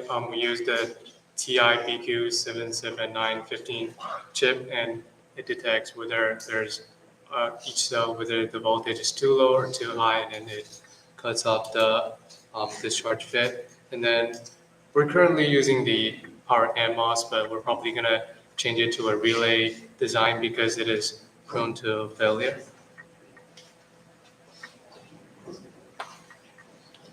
Yeah, and then just like the previous design, very similar DFMEA.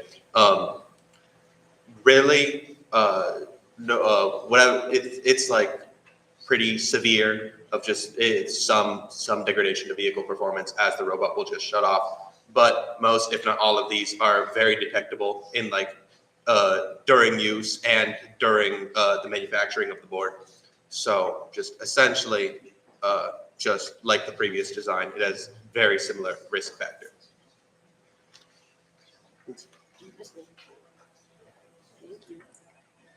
Okay, for the teensy, it's pretty much very similar to previous year's designs.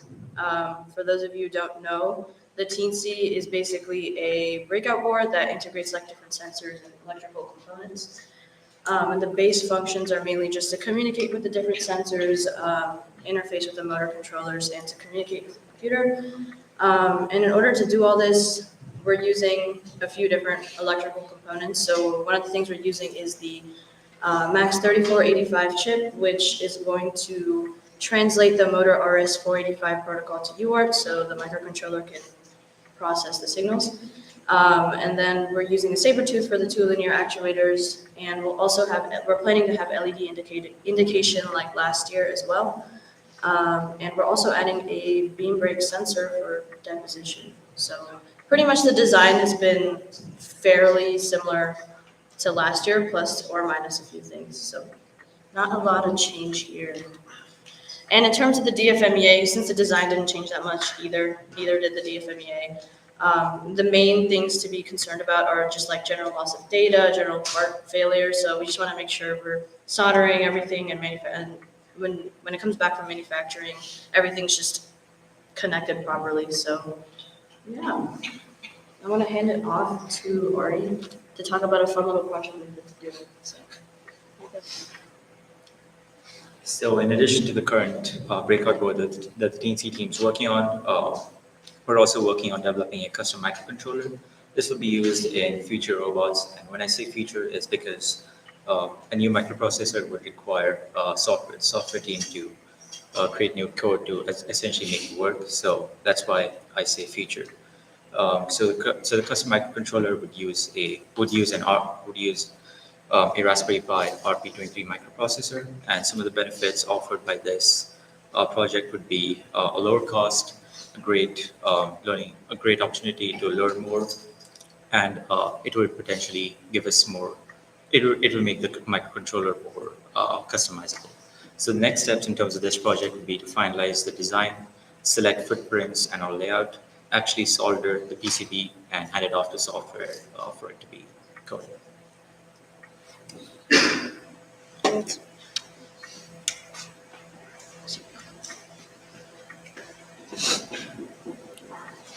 Okay, so the next board is the current sense board, and pretty much the goal with this board is to be able to measure current from various components of the robot, such as the battery and the linear actuators. This semester, we decided to introduce a couple of new projects. We wanted to explore two different current sensing solutions, those being using Hall effect sensors and using a shunt resistor. We were able to find various ICs to be able to facilitate these current sensing needs. So now I'm going to pass it off to Ryan to explain to explain the first. This is the first linear actuator board with the current sense. It's the same ADC as last year and the same Hall effect sensor, which is the ACS711, and has a 12.5 amp nominal current limit. The only things that have changed from last year is that we added jumpers to allow for more variable addressing, which just adds more flexibility in the case of a board failure. And we switched to using Wago connectors because Wago connectors it's a 2-terminal block because it gives cleaner connections than just solder.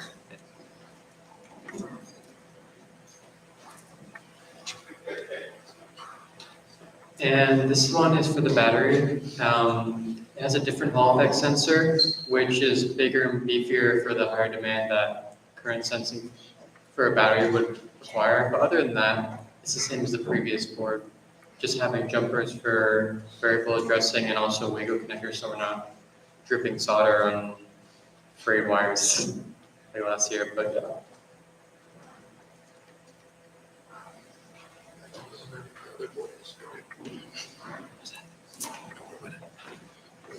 So these DFMEAs are pretty similar to last year as well.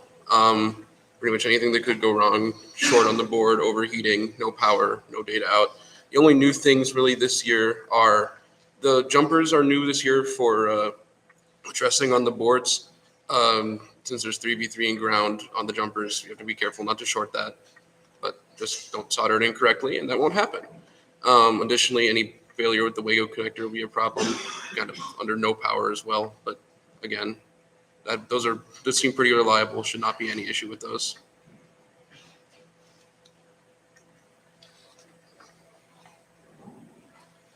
All right, moving on to breakers. The purpose is to prevent overcurrent from damaging some of the components so nothing bad can happen. We are planning on protecting the linear actuators, drivetrain motors, software as computer, and the excavation and deposition belt motors with our breaker board. And then the battery also has a separate breaker from, it's off the breaker board, it's on its own. And so I have a connections diagram and then a size estimate diagram. So the main things to note is that you can see the layout here. The board is not too large. It has to be a bit large, but we do have two different designs in mind. So I've been receiving some conflicting info based on whether we should have a relay for the e-stop or not, if it's redundant or not. So I just decided to add both designs just to make sure everyone's thoughts were included. But I desire to receive feedback about this during PDR. And I'll move it over. Yeah, so this is part research, mostly talking about bulkheads for now. We're gonna have pretty similar bulkheads to last year. Really the only big change is our D-sub connector is going up from 15 to 25. This is due to a new motor, and a lot of our motors are changing now to having Hall effect inside of them. So we have more wires to go through the D-sub. But yeah, it's mostly pretty similar, focusing on dust protection. So almost everything here is rated IP67. That's a standard for dust proofing. And Yeah, we're gonna have to do the D-sub, a little bit of dust proofing ourselves because it doesn't come in with dust proofing, but yeah.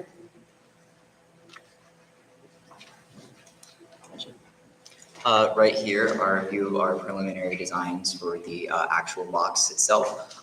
Right now, we're working on our design for the CAD. Right now, our main priorities are planning for bulkheads and other design considerations for it. You can see we intend to have a clear panel on top like last year so that the power meter is visible at all times as per the requirements. And here are the DFMEAs for the box design and breakers. So the main problem that can come up with the breakers is tripping prematurely. But we have a wonderful breakers team this year, so I have full confidence that they were sized correctly, so that should not be an issue. And for box design, the main issue is dust protection and megalith concern. But again, as long as we choose correct bulkheads and we take precaution with dust proofing, that shouldn't be an issue either.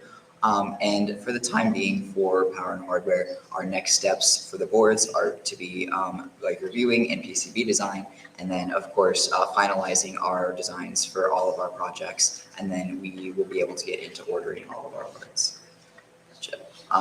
Now I'll be opening up to questions. Sure. So in your system architecture, you mentioned that we're going to have a framework in the main robot. Just so you know, the main robot's going to have the Jetson, and the mini bot's going to have the freeform computer. Just as do you think it would be possible to move that box battery to the mini bot, or do you think there's obstacles? I would say. We can also talk about this during the mini bots. Yeah, I can definitely look into that. I would have to look more into the physical constraints of the minibot box design. That could also be a minibot question. But changing the actual computer in the system architecture should not be that big a deal at the moment. The TNC is well equipped to handle both of them, I believe. For your EQ7795 slide, I don't know what any of that means, but it says does most of, oh, I thought that said work most of the time. Okay, wait, my other question, I thought that said works most of the time for some reason. That's never happened. But I was wondering why you're switching from Waco connectors, if you're talking about in the current sense, it said you're just like switching away from those. We are switching to Wago connectors for everything. Okay. Yes, it is standardized this year. Okay, and then I was wondering, so are you guys looking into like blasting the box just for like weight saving purposes by any way possible in the main body? So I know one of the concerns this year with like new things from software has been how we're going to fit everything in the box.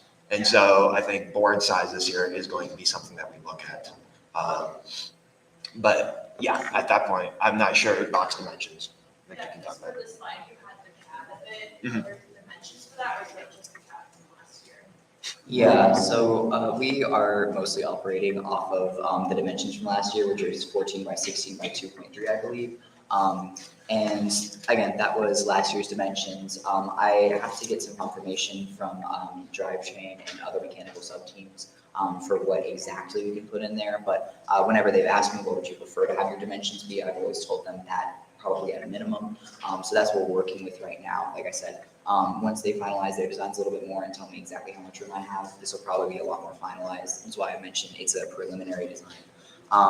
As for better box management, spacing wise, I think a lot of it could be saved with proper cable and wire management. So I'm putting a lot of emphasis on that this year. I intend to have a lot of plans, a lot of contingency plans for those plans to make sure that our box is as neat and organized as possible. And with that, we'll be able to maximize the amount of space we have this year, even though we have a lot more components than last year. Was there issues with dust in the bulkheads last year, or because you guys were talking about like dust mitigation in the bulkheads, was there an issue previously, or you just making sure to watch out for it? It's just an important design consideration. Like I said, as long as the bulkheads are sized correctly and rated for dust protection, this should not be an issue. Okay, it wasn't previously an issue. Okay. No. Alex?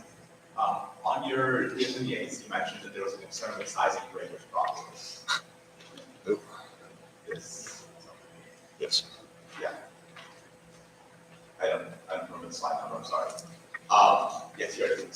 you mentioned those, concerns. Two other three highest ones are breaker cycle.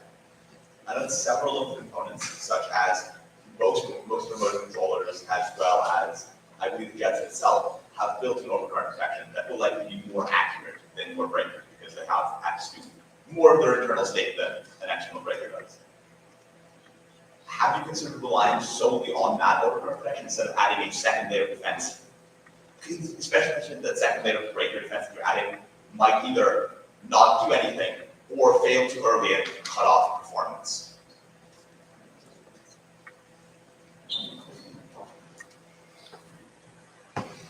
So yes, I think okay, so last year we had no breakers in the box, which is, and we were solely relying on certain things like the motor controllers, having the overcurrent protection. And my belief, I think there's been some differences in communication the past couple of weeks, but I think overall, we don't need too many breakers. I think we need one main breaker for the entire power system, just in case a wire comes out of a Wago connector and shorts to the frame, and so that way we don't blow up the battery. But besides that, I do agree with you that we do not need breakers for every component because a lot of these things already have built-in overcurrent protection. And we can measure current and we can determine. That way we're not cutting components off too early. So I think that's going to be a change that happens.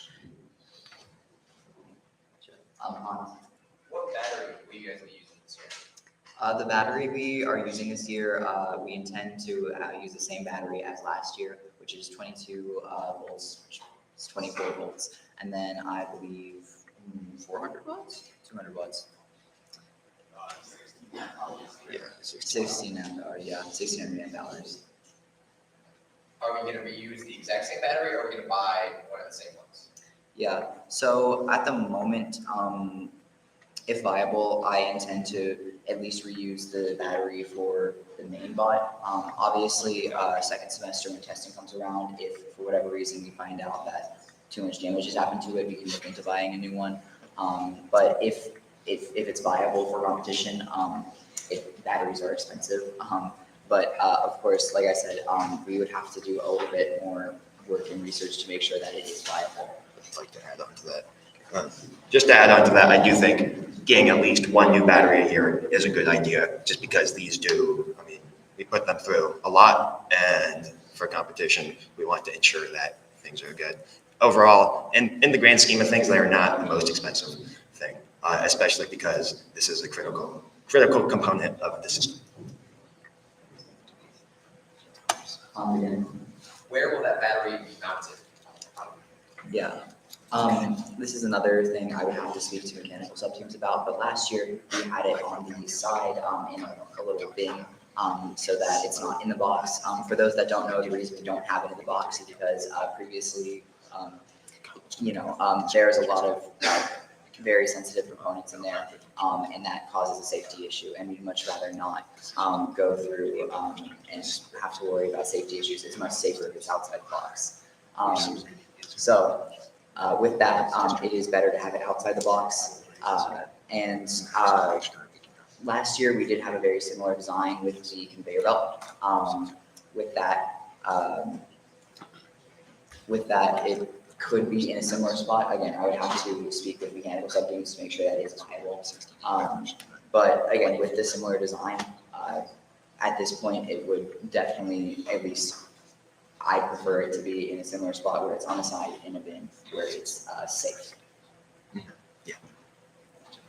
So Yeah, definitely don't be afraid to insert a general dimension into the TLA because excavation deposition we're going to be designing, and then we don't want to hit a point where there's not enough room to even fit a box here. So definitely make sure to have some sort of semblance of that existing in the TLA because otherwise we're just going to be designing systems again. So just definitely next week or in the upcoming weeks, make sure to have that just our box in the TLA with the battery because this is going to affect weight distribution of the robot, and then there's a lot of critical design things from last, like you guys are very critical team, so we want to design around you guys, not have you guys just design around us, you know, because you don't want your wires to be in inconvenient places, places that don't make sense, so.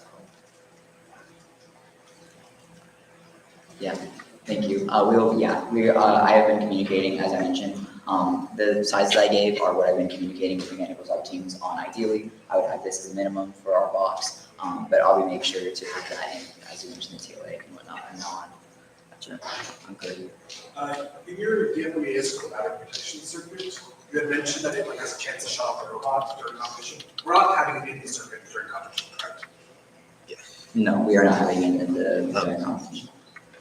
I will say one of the things I am hoping to add if I get around to designing it is a battery diagnostics board, because I believe we can add that. This does not have a relay in it, and it would simply read the cell voltages, and we can combine that to measure things. But that to just measure battery capacity over time. Overall, though, we're not going to be able to kill the robot with battery protection during competition. We'd rather kill the battery than kill the robot during the run. So let's get two different battery protection circuits. Yes. Which one are you using and when is that getting started? I think so. Yeah. I know I've already made my decision, but we are going to make these decisions very soon. I want people to do their layouts and get these manufactured so we can test them. But I think that but one of these designs I would prefer. Overall, these designs both have viability, but we're just gonna test and see. Yeah, very similar vein. Yeah. You have two current sense circuits. Which one are you using them when you not satisfied? So, in terms of current sensing, I think we have some ideas over here. Same vein in terms of design and testing, though we will see here, Justin. The idea was that I wanted to use the Hall effect sensors for the main bot and then the shunt circuit for the mini bot. That was the original motivation.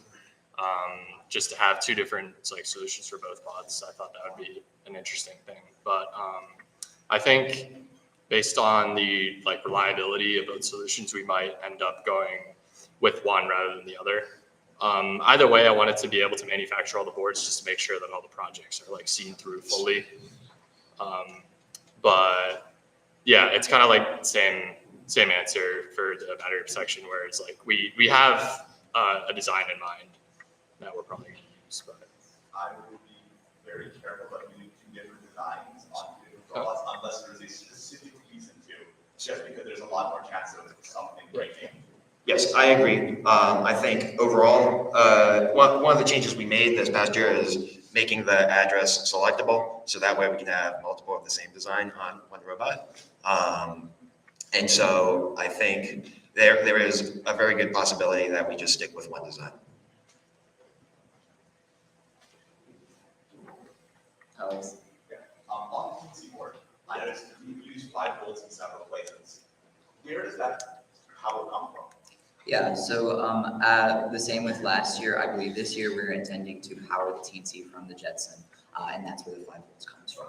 Yes, it comes from a USB port. Yeah.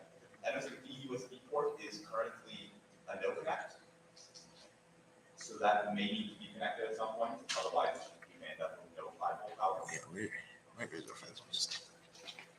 This can be a later discussion as well. In previous years, we haven't connected anything to the USB port. We just get in directly. I know the key is also not connected to 5 volts. Rip. Oops. So maybe you guys wait. Yeah, no, this is, I'll make those changes. Another alternative option is to keep it like this and to power it with a separate converter. They're not very big. I will. Can I add something? I will say, especially, I would like to do something like that, because especially if we are powering a 5 volt servo off of something, I would rather not have that draw current from the GC board, and so I'd rather have a separate converter for that. I saw that and I was like, oh, we should add that. That was going to be my next question. Yes. Hey, make I sure do not want to power the server from the TNC. Yeah. Make sure the plasma power exists somewhere. Yeah. Thank you. How will teenage box mount to the robot? Yeah, so right now, again, speaking with mechanical sub-teams, there are two viable designs that we've been told. The first is it's mounted the same as last year, horizontally above deposition, but it's at an angle. This would leave room for more room for excavation, because I know they wanted to expand this year. However, I've also been informed that there's a potential that that design does not work, and in that case, we would mount it on the side, on the frame of drivetrain. Those are the two leading designs right now, at least for this spot. And at this point, the first one would be preferable to us, but we can absolutely see what we can do to make the second design work.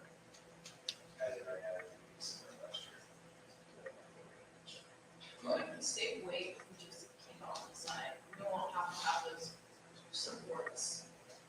Like, yeah, but do you guys want it higher for like wires or like wire management or like? Yeah, so there are a few advantages of horizontal blocks. The first being, of course, wire management. There are some concerns with the vertical design. The first, of course, being weight allocation. If our box, which is relatively heavy, is on one side of the robot, that causes some weight concerns as for tipping over, and also, yeah, that's also, like I said, we can absolutely make it work. I'm just explaining why we might prefer horizontal design. As mentioned, it's definitely a viable design, and we could absolutely make it work, but I'm just explaining why we might prefer horizontal box. There's also, of course, when the box is horizontal, gravity kind of works with us, where of course we still mount our boards, but it's a lot nicer and cleaner to have them rest on a plane rather than if it's vertical, of course, if any tensions and whatnot are loose, that causes a lot more concern, especially with the robot bumping around and whatnot. So those are just a few of the reasons we might be horizontal, but again, as mentioned, vertical is absolutely viable for us. I'd like to add something to that. Just to add on to that, in the past, we have had vertical boxes, and in the past, that has not been fun to work with. Just like a comment on that, we do the same sort of mounting mechanism as last year. I think it needs to be adjusted. We struggled last year to manufacture them, and then it was also difficult to implement into drivetrain. Even now, it's very, you can move those supports around a lot. The whole box moves around a lot. I think we're fortunate that it works as well as it does, but we need to put more planning into it this year. So maybe after CDR or after PDR, we should start planning some process. I absolutely agree with that. I think I've been in touch with Andrew about the supports and whatnot. It was a concern raised to him, and he did say, as chief engineer, he would make sure it was taken care of. And of course, we still intend to work with him on it, especially into the CDR. Last comment for me. This is a comment moving forward as well. I don't know if you've done any consideration of the ceiling of the top of the PNH box, but I also believe that should probably be thought of more so than it was last year as well. Of course, we had that break right before competition, and we needed to get help to fix that. So whatever mechanism we go to seal that, we just need to consider that. Yeah, absolutely. So that actually is something I've been considering. I didn't say anything because it's not finalized yet, but I'll go a little bit into it. So last year we did have an unfortunate incident with the lid, which was opened like on a hinge, and that was not fun to deal with, especially because it was pretty late in the game. This year it might. Again, not finalized. I would definitely have to look into it, but I'm considering other designs. Maybe, of course, just better protection for the hinge, because I believe regolith getting into the hinge was a part of the reason that it's not. And then also this year, other mechanisms could include something like rather than being on a hinge, it could just be taken off without a hinge. Of course, it would still be secured on from the lid like it was last year, where there would be clamps to make sure that it would stay on and there's still dust protection and whatnot.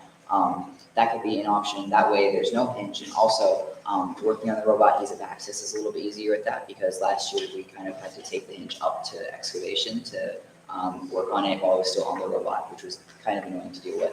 That could solve that problem as well. Of course, some designs are security. If it's not physically hinged to the box, there's worries that it gets up and slide around. I would have to look into that a little bit more and things like that. And also, it might be a little bit less secure dust protection, but again, it's something I'm very much looking into. I appreciate you bringing it to. Like to add.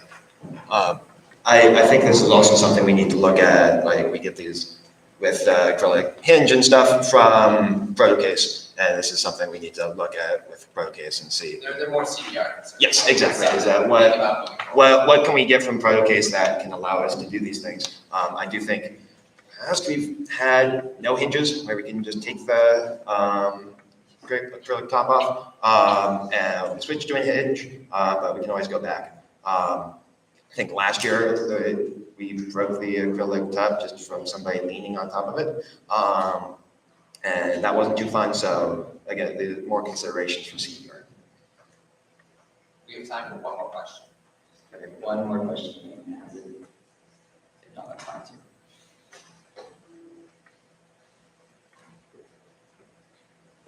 Just as a general note, whoever is doing the e-blocks can come talk to me because I can help you out with the sheet metal tools and solid works and stuff. Thank you, Peter. Sweet. Sounds good. Thank you all.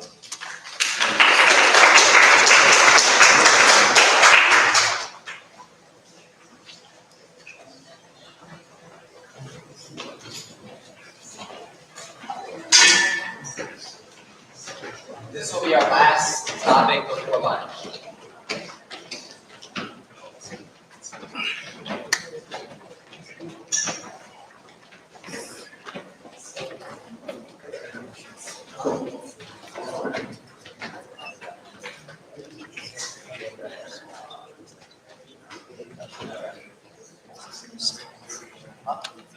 All right, so for software, our system architecture is pretty similar to what we had at PDR, at SDR. We're gonna have depth cameras and LiDAR that are gonna be giving us our point cloud images. We're gonna use that to get our position, use that to get our path, and then follow that path using controllers that we're gonna talk about in a minute. And then we're gonna send that to firmware and get sensor data back from that. And we'll also have manual control as usual for teleop. Sensors on the main robot, we're gonna have 2 depth cameras on the main robot, which is front and back. Similar to last year, we're gonna have the front one mounted onto excavation. As of right now, we're thinking mounting it onto the top of excavation that moves up and down and using linear actuators for position. And then having the back camera on the PNH box as last year. Additionally, we'll have situational awareness cameras as per normal and a beam brake sensor, which will help us detect when deposition is full instead of using the load cells that we had last year. Litigation. So one thing we've changed this year, I guess, is that we're implementing like a disincentivizing approaching obstacles or getting near them basically by implemented as like exponential decay, which is built into the ROS2 library for cost in their cost map. And this is just an image of implementing our D-star navigation with like a basic turning cost. So we try to go as straight as possible. And then there's like currently 2 approaches. Is that one is we set a hard boundary of our robot radius to ensure we can't get stuck between rocks if we're turning. And then the other one is to set a lower boundary for our radius and just kind of we're basing on the assumption that there's always going to be a path between obstacles, and so we won't have to turn between them. Yeah.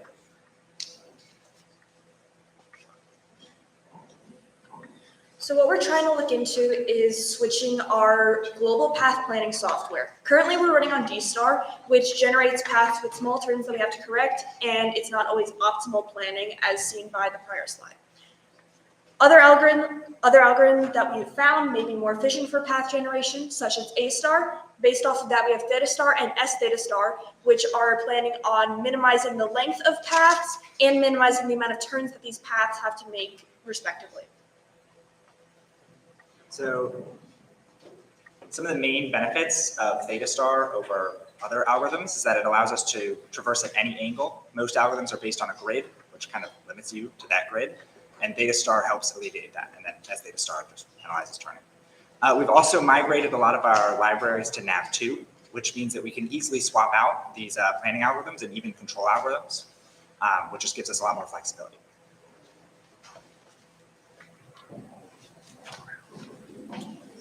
All All right, so another aspect here is the perception of the robot. And what we've mapped out right here is the full pipeline of utilizing the image cameras to detect rocks and craters on the field.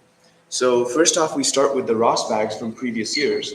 And what ROS bags are is they're basically a collection of data of all of the robot's information during runtime, including motor sensors, whatever each camera sees, which is what we're interested in, and other sorts of information. So the first step is going to be a Python extractor, which extracts the video files that we're interested in from each of the video cameras, and that's going to give us some video files that we then extract into frames. We'll put these frames through our model, not our model, but we've found a model online that we've tuned or that we've made sure works for our implementation, and that's just going to label all the rocks and craters from the images, and it's also going to mask them out for more specificity. And then that's going to go through an auto-labeling process to figure out what's what, and then we can use that data at the end of the day to train one of our own models to work on the robot in real time. So we can use the masks in complement with the depth sensors to actually figure out where are these rocks and craters on the ground. And here's an example of what the training data would look like. So we're utilizing this model called Grounding Dino and SAM. What that means is the Dino part can take in a text prompt. So for example, we can just type in rocks, feed it this frame from one of the previous year's competitions, and it can both find these rocks and use SAM, which means the segment anything model, to draw these boundaries around them. And you can see the percentages at the top, which is just like how sure it is. So ones that are closer, it's a lot sure. It knows 70% that the pink one is a rock versus ones farther out. And we use this labeled data to then train a model that can run in real time on the actual robot. And another one of our projects was RTAB map tuning. So RTAB map is a CPU-based SLAM system for localization and mapping. And what we did was we refined RTAB map's SLAM parameters to reduce drift and improve map stability. And we did this by tuning specific settings like feature detection thresholds, loop closure sensitivity, and memory management. Yeah, so another issue we had last year was that the Jetson, the computer we're using, it was pretty much maxed out, and that's just processing images at 240p. So the issue was that the CPU was running at 100% basically, and the GPU was not being utilized. So since we moved to ROS 2, we can use these packages called Isaac ROS that were developed by NVIDIA. And these will basically optimize ROS for our hardware and allow for GPU utilization and higher resolution image processing. So Isaac ROS provides a lot of different packages. Some of them include April tag detection, point cloud creation, Visual SLAM, YOLO V8. So currently we've implemented the code for April tag detection and point cloud creation. So we're going to test that out soon on the Jetson and hopefully see higher resolution on the RealSense cameras. And in turn, we'll be able to get more accurate obstacle detection.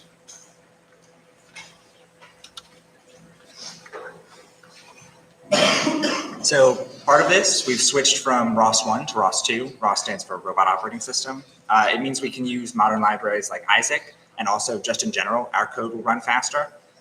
Pretty much everything at this point has been moved over, and the robot should be able to run, or is running, on ROS 2.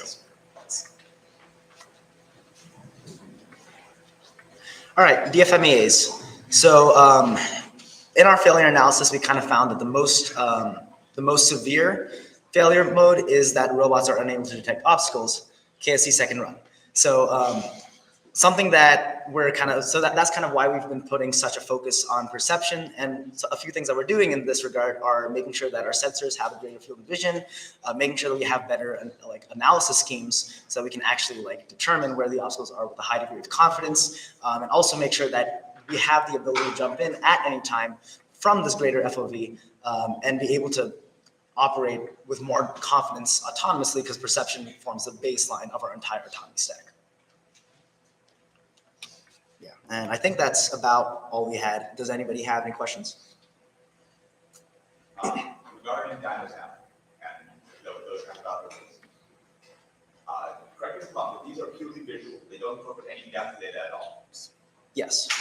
So I know that between UCF and KSC, the simulants are extremely different colors. One of them is almost white and salt and pepper white.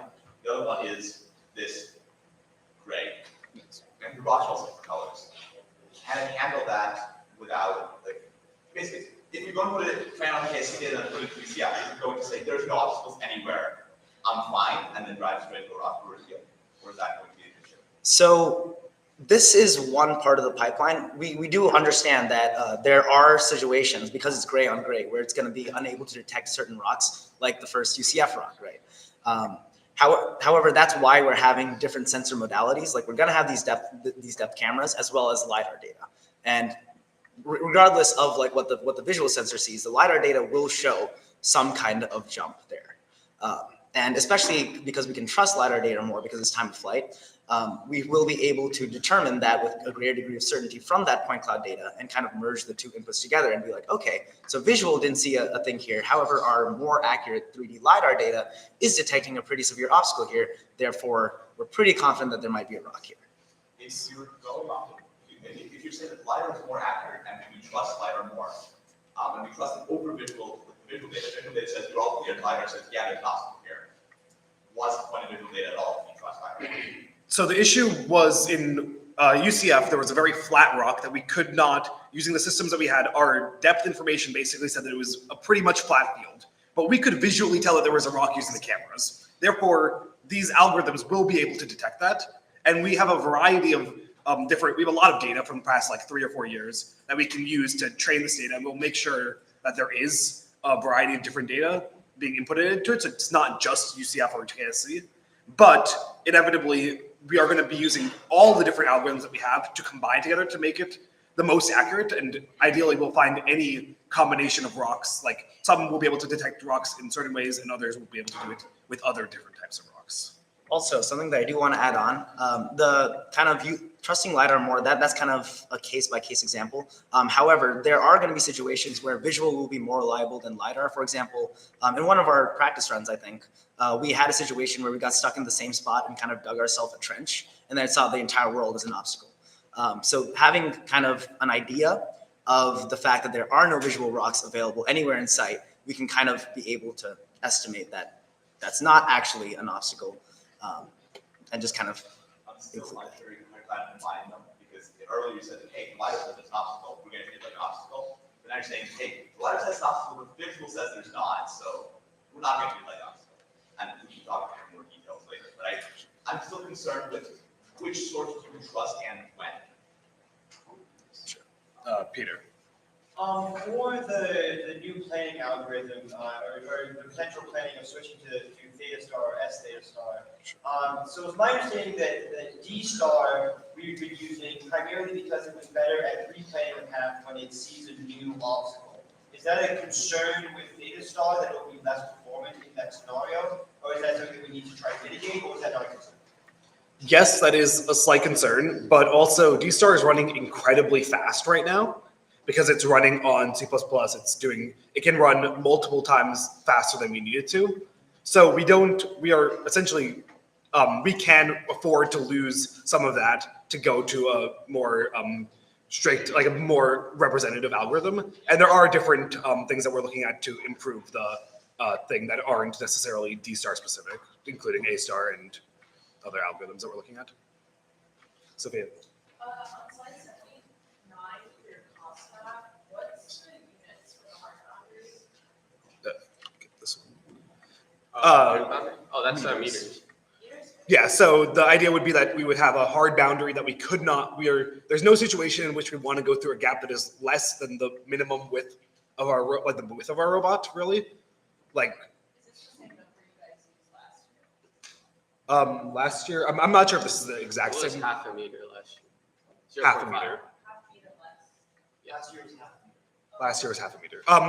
This hard boundary is. It's like considering like if you have your width is 0.75, your length is 1, and then like that distance right there. So like if you're turning and you like stick 2 corners and get stuck in that way.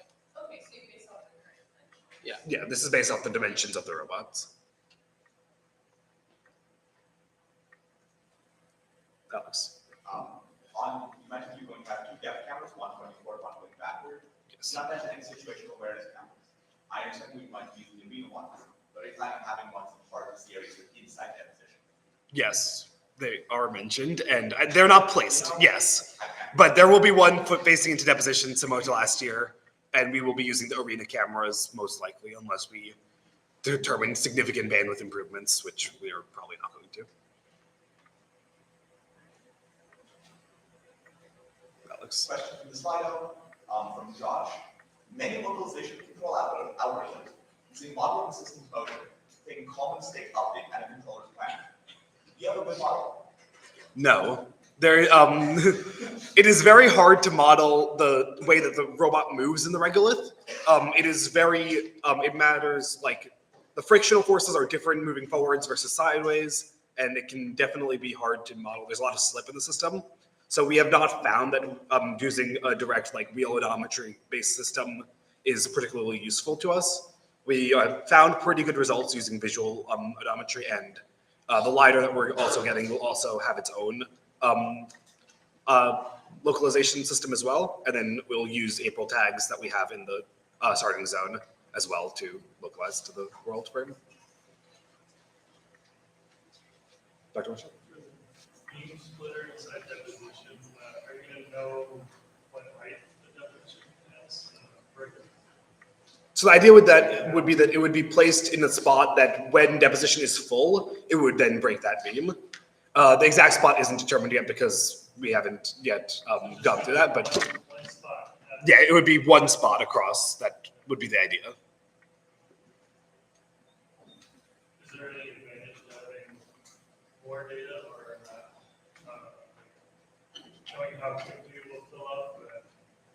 That's what the load cell will provide, right?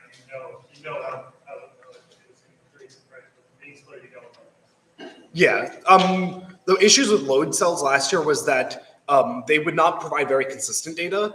It would very heavily depend, like, if we're moving at all, it'll move the forces around, and it was very noisy data, so we weren't quite able to get anything useful out of them. We'll definitely, I believe with the beam break, just knowing that we're full or not would be enough. And we can also fuse that with just like having some idea of how much time it normally takes to fill up, and being like, if we're within some reasonable margin, that seems pretty good.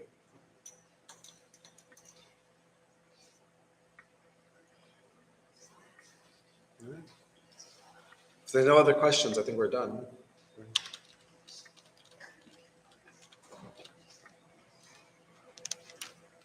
Thank you, software.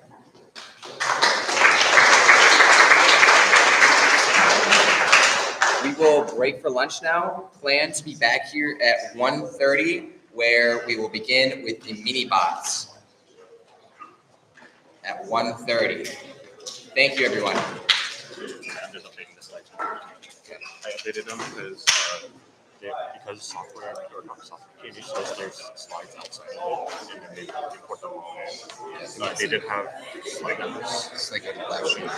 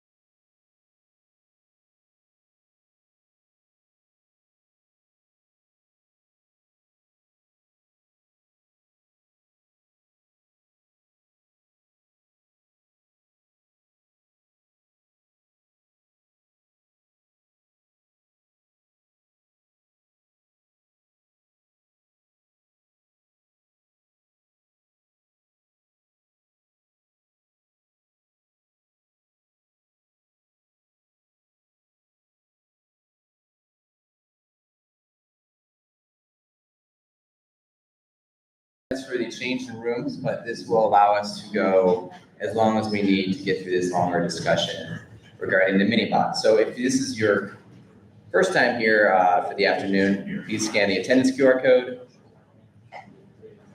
I don't see any cameras, so we'll move on. Slido link is a different Slido than the main bot. So if you would like to submit questions via the Slido, please scan this QR code instead.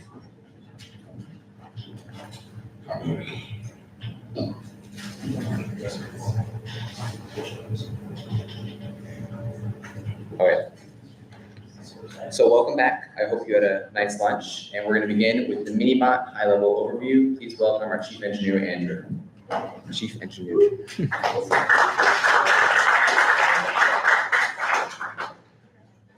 All right, so as Anju said, we're going to start the second half of the high-level overview of the minibot. So the overall minibot system, on the right side, you can see two different angles of the minibot as it currently is. It's kind of a little cuboid. It's kind of cute. Right now, its dimensions are 41.4 centimeters in length, 67.9 centimeters in width, and 53.7 centimeters in height, with a current mass of 22.29 kilograms. You may notice that the P&H box on the mini-bot is the exact same as the one that's on the main bot currently. That will be changing. We do have current plans to kind of shrink that box a little bit, so we can actually deposit into the mini-bot, as well as just better organize and fit all the components. So as part of this high-level overview, we kind of want to give like an overview of what the two robot system idea is for those of you that don't know about it. So in previous years, the competition has been very focused in such a way that whenever you start your run, you're in the starting zone, you have to traverse quite a distance through obstacles until you reach the excavation zone. You'll mine a little bit, and then you'll just essentially back up into the deposition zone, because it's kind of just right by the excavation zone. This year, the competition has been changed so that the excavation zone is pretty much right by the starting zone, and then you have to traverse from the excavation zone through obstacles to get to the deposition zone. So with the allowance of having a multi-robot system, and this change in what the field looks like, we believe that we can kind of gain the greater number of points through a two-robot system. So the goal of that two-robot system is the main bot will be mining most of the time from the start, while the mini bot is continuously traveling between the excavation and deposition zones, continuously getting that material mined by the main bot, taking over deposition zone and dumping it, and just doing that over and over. You can see in that bottom right, kind of just a little graph of what that process kind of looks like. That'll obviously be more fleshed out in the actual competition run. And that bottom left is kind of what that arena is going to look like for this year's competition. So with that, there's again that question QR code, and then we're going to go ahead and start with deposition.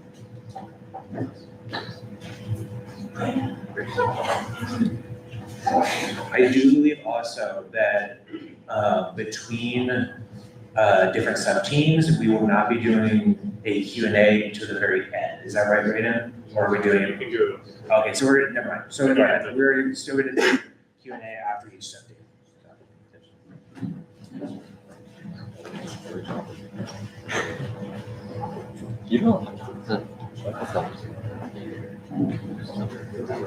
All right. For deposition, mini deposition, it is quite very similar, if almost identical in terms of a lot of the mechanics of the main deposition. So we have world dimensions of 14.8 by 20.5 and a height of 12.54. The regular size, it is different. So 14 by 17, still the same height of 8. It comes to 31 liters-ish if we fill to the brim again, which, yeah. Same motor, similar, very similar deposition speed, as well as a weight of 7.13 kilograms. And yeah, all of the mechanisms from the form cell, the sprocket, the door, the belt itself, it's all very similar to what you've already seen. So this is a DPA for the transfer only, because the two systems are so similar, most of the rest of the DFMEA from the main bot applies to the mini bot, so this might only focuses on the transfer. So there's 3 potential failures: overfill of the mini bot, which is not likely since we are not like filling the mini bot or the main bot all the way normally. Over? Yeah, fully over. We're not gonna fill it way over, and then there's a chance that the belt could hit the robot. So, like, the belt of the main bot hits the mini bot. This is a sizing issue mainly, right? And then regular tying on the mini bot. So when deposition from the main bot goes onto the mini bot, there's a chance that it could be piling too high and we could lose like some regular damage.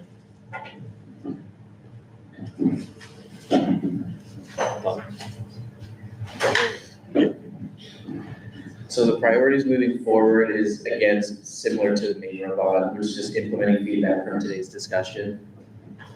Next way, just manufacturing the belt in the best way. This is considering the flaps we mentioned before as well. Dust protection, same thing with.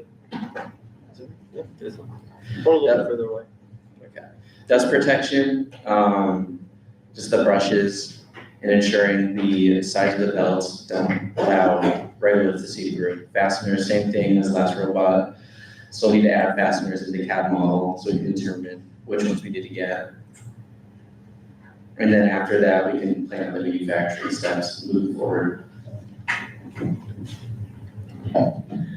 Yes, that concludes system overview for the mini bot deposition. As mentioned, mechanically, it is almost identical to the main bot. So if there are any questions, yes. So you mentioned one of the concerns was the mini bots, regular spilling out. Can you go to the system? Yes. Thank you. Do you know approximately how high above the conveyor belt the main bot will be deposited? I believe the above the conveyor belt, I want to say it's 2 or 3 inches above. But we were looking into changing the angle to make it so we can get further Okay. up. Yeah. Yeah, because the thing I was thinking with that giant U-shape is the taller you can make that wall. We were also considering maybe having another, we were thinking about last night, maybe implementing a mechanism where that back wall actually like pivots down to be more of like a ramp. And then that could have sort of some like coverings or like fabric to sort of prevent it from filling on the sides. Then that could be sort of like a ramp that lowers down, we deposit it, and then it like fills back up to sort of top it up. That's what we were thinking about. But yes, you're correct that sort of the most suspicious point of this is the big old U at the front. And so we're thinking of ways to try to mitigate that. Yes.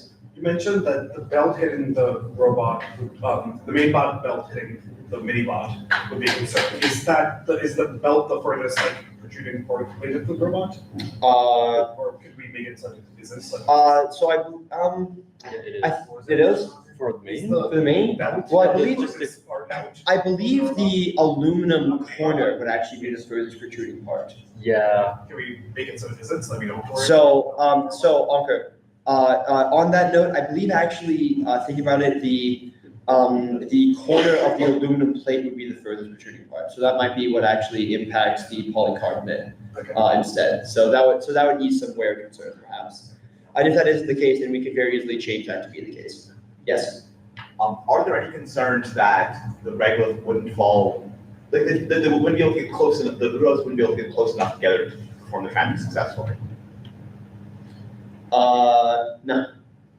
Great. That's something that sort of we have to look at more, but not particularly, I don't think. I mean, just looking at this right here, seems like they can get pretty close. And especially once we actually get a more accurate sizing of the power and hardware boxes from the mini bot and the main bot, then we can plan that out more. It's also helpful that the main is not as wide as minis, so main can have that bit of buffer room to just come in. Yeah, right. So the mini bot deposition is wider than the main deposition. So the main deposition can actually sort of, we can't design such that the main deposition actually fully enters into the space of mini bot, which would completely ease those concerns for sure. Yeah, I was concerned about depositing it into the cab. Of course. Anything else? Are there any questions online that we're not missing right now? Yes. Are you guys considering using the tools like Ansys Rocky to like model how well these two conveyors actually interface when it comes to causing regret? Because We haven't looked into using finite element models, particularly to model the transfer. We could try to look into that and see how that. I haven't really used Ansys Rocky, but I can try to mess around with it. So that's certainly an avenue that we could pursue to evaluate our design better. Yes.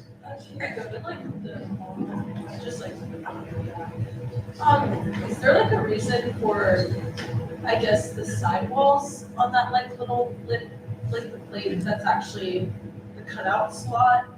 Like these ones here? Yeah, like, cause is that versus, I guess, I don't know, I'm just trying to think, like, is there a way to like optimize that, like angle the whole entire plate a little bit, or, I don't. Maybe. That's sort of the idea. The problem, if we angle the whole plate out, then that means that the whole system can't really start within starting bounds, right? Because then we can't get as close. So that's sort of the genesis of the idea of maybe having this front plate actuated in some way to swing forward and sort of become a funnel to accept material from the main bot. I'm just thinking like those sidewalls have like. These ones? There'll be like a smaller margin of error for lining it up. You know what I mean? I don't know if it's on purpose, but like if it's a little bit off center and those weren't there, it's still fine. Maybe. And that's something. Not on purpose. Yeah, I mean, yeah, maybe. It's very. Right now there is clearance between, like, if you had the deposition fully embedded, I believe there is clearance there. Even just making it a little bit wider, but then again, I don't know if that would benefit us or bite us in the butt if we're trying to hack regulate. Yes, Dr. Marshall. I'm not sure if this is the same question as Alex, but with the main bot, you can kind of use the conveyor belt to kind of move the regolith from kind of towards the excavation side, towards like the I guess the back door, right? To kind of distribute the regolith, right? That could be a strategy. In this case, if I'm right, you're depositing the regolith into this mini bot where the conveyor belt is at a 90-degree, like you're depositing to the side, so you don't have, so your conveyor belt's going the other way, so you don't have that option of like distributing. So I think if I understand, your concern is essentially since the mini bot conveyor is wider, we can't use the conveyor motion to get regolith to the sides as well and fill it up as well. Yeah, that's definitely a concern. We're sort of imagining and hoping that just by sort of piling it up against this wall, it will sort of flow to the sides and fill, and sort of the volume will introduce the fluidic state and make it fill up. The gate wall, right? So regolith will enter through the U, and then the conveyor belt will move it towards the gate wall, right, over here. And so, yes, it goes this way. I didn't see that. Yes, the conveyor motion is going sort of along the shorter dimension of this. Yes. Have you identified whether you can get a belt of those dimensions? So we cannot get a 17-inch belt. We can get an 18-inch belt for McMaster-Carr, and so that's what we were talking about in terms of the next steps of trying to figure out the best way to cut an inch off of that belt. Whether or not that the current plan is probably a jig and a bandsaw, but that's one of the avenues that we need to pursue in this.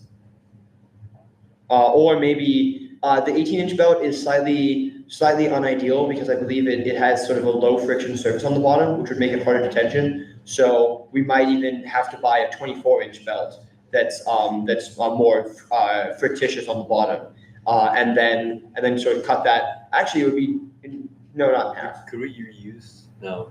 So we'd probably have to cut that belt, or yeah. It might be easier to cut a wider belt than cut 1 inch off a smaller belt. Maybe. I don't know. We'll see. You're saying why?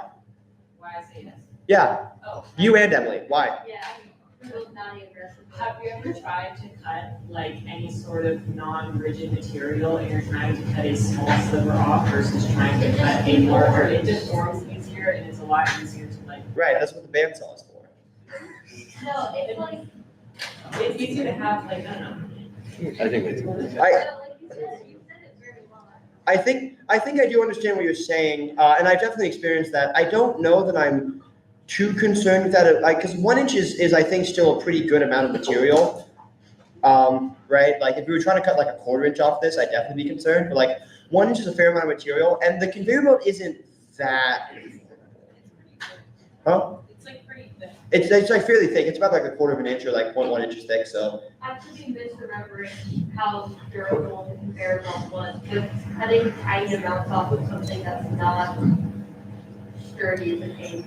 So this is something that actually we can test because we do have extra material from the conveyor belt last year. So we can test this and see how bad it is. And this conversation might not even be relevant because we're probably just going to buy the wide belt anyway.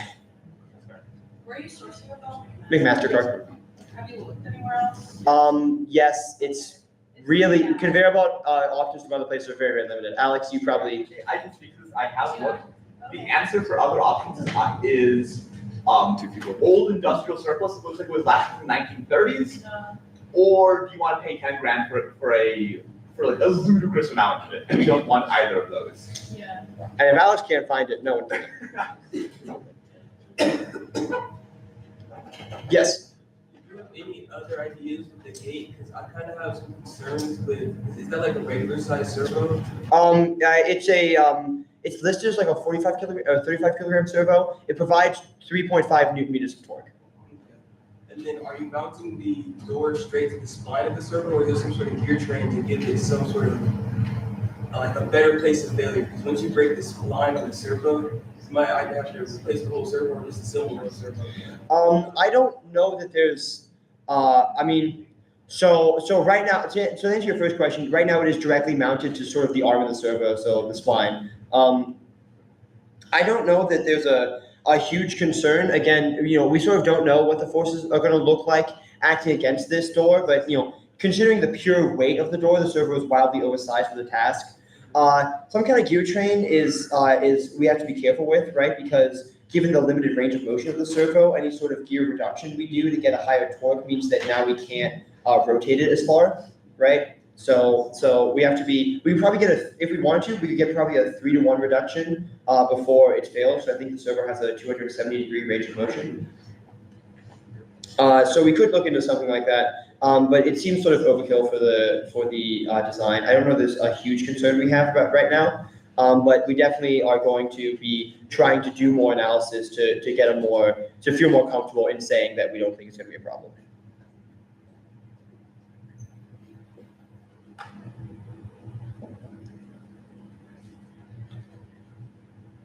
Okay.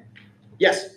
We have a question from Slido about wheel sinkage being an issue between main and minibot deposition clearance. Yeah, it's definitely possible and has not been concerned yet. And that has not been considered. So that's definitely a thing to look for, and probably an argument for getting more elevation on the main bot. Yeah, it's hard. It's hard to say how much of a concern that's going to be until we can actually get some estimate of how these wheels are going to perform in the environment. But certainly last year's wheels had a big problem with taking us into the ground. So that's certainly a concern. Would that be something software could help with about, like knowing how deep we might be? That's a little bit hard to estimate. Something that we can do is like just move away from our meetup zone and then turn to do our excavation cycles to prevent that a little bit. But it's kind of hard for us to estimate like how deep this is. Yeah.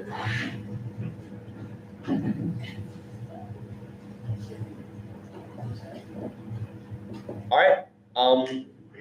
I think that's everything. So thank you.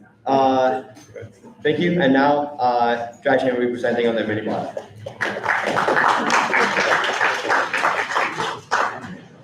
Yeah, that wheel sounds really good.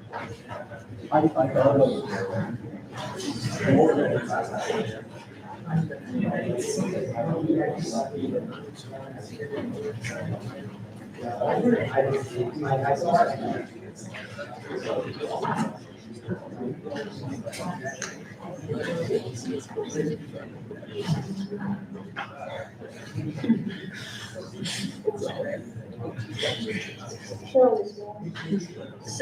overview for drivetrain, we're still living well within the dimensions, a little heavier than expected, but that is due to a lot of things.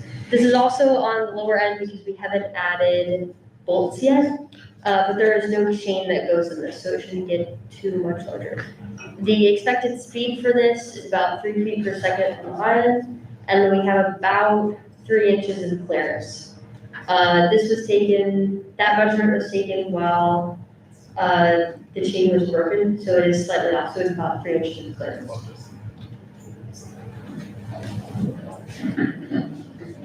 Okay, so the frame setup is pretty similar to mainbot with the same internal box tube connectors. Yeah, it's pretty much the same. The main thing here is the gearboxes are going to be embedded within the frame, so you can see that side rather than being another 2x2 aluminum box tube. It's our gearbox stock size, and so the gearbox is just embedded within there. It's pretty similar to our gearbox from last year, the 1-to-1 internal gearbox ratio. Motor 51, gearbox assembly, 36% motor power. We can see the stats, yes. And yeah, pretty straightforward. As you've noticed before, we have changed up drive system rather than being wheels as with the main. We decided to go for a tread system. So our current tread assembly involves 3 wheels, with the main on the top being the driver, which is it's 2 sprockets on a 12 shaft, which is connected to the gearbox. It's about 2/8 diameter overall and just about 3/7 thick. Then we have 2 idlers, partially keeping the shape, just to keep it running. The idea is that they'll both be 3D printed PLA and will spin freely on stagnant shafts while the shaft is spinning. They're both about 3 inches thick. The one on the farthest right is purely stagnant and for shape, while the other one is part of our tensioning system.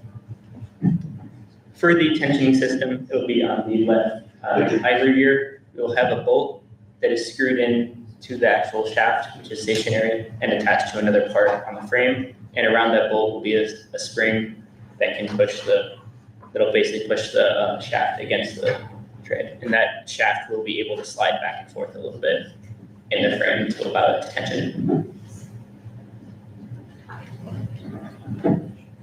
As we said, that we're going with treads this time, so here's like a CAD of the treads.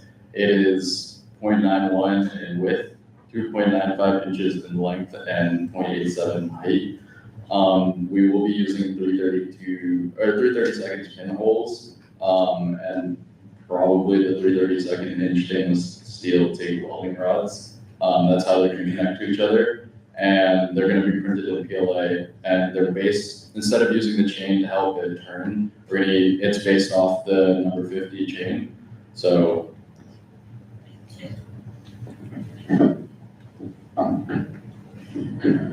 DFMEA, it's basically the same as for the main bot. However, the main difference being wheels versus treads. Treads are our main concern when it comes to potential issues. However, we're taking every precaution we can, really monitoring our materials and stuff like that to mitigate as many issues as possible. Priorities moving forward, implementing feedback here, adding dust tolerances, the gearbox frames are just open, adding the rest of the nuts and bolts, and then testing the treads for making sure they assemble properly and the strength of them as well. Yep. For the 3/32 stainless steel pins on the treads, has there been any analysis about whether or not those might shear under the limits expected? PLA will shear first. Has there been any analysis that might happen? Yes. Do we think it's going to happen? It could. We've been working on it. We've increased the size. Hold on. The size here, okay. The size here around the hole has been increased to try and prevent those loose sharing. Also, this is a tight fit whereas this is a clearance fit, so that should help as well. Yeah, Why are we going with treads at all? if we go with wheels, if you remember the size, that's 14 inches, which means the wheels will be roughly 6 inches in diameter, assuming you get, an inch for tolerances and issues. 6-inch diameter wheels are going to sink very well. They will do an amazing job at sinking. They will not do a great job at going forward and staying on top of the regolith. So we decided to go with treads because treads can also support more weight, and they're wide enough so we can still get enough surface area on the regolith. Yeah. So, regarding the treads, so your pins, so pins will over time be relatively turning in the PLA on the clearance fit side. Yes. Are you concerned about that slowly wearing through the PLA and turning your nice round hole into a nice long slot? Do you say clearance or which side? Either one, to be honest. Yeah, for the tight fit side, that's not a huge concern because it's tight fit, so that shouldn't happen. For the clearance side, there is some concern there. However, as we assemble these with like the right size, it is still fairly close. But we were looking into like doors. Yeah, Peter. Have we considered trying to use a different material? Other than PLA? Other than PLA? We've looked into other 3D printing materials.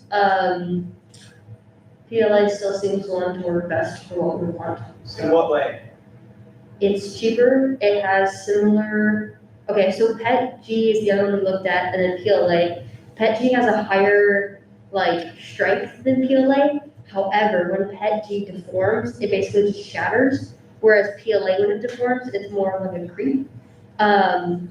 And so if we have an issue with the tread in the middle of the thing, we can check the treads after each match to see, oh, this one deformed, we should replace this, versus PETG, which will just break in the middle. That was a concern. That's why we did switch to PETG. If you have other experiences with the materials or something like that, please talk to me after about it, but we could totally spend 2 hours discussing 3D printed filaments. So, Sophia, sorry. So can you go to the just overview pad photo?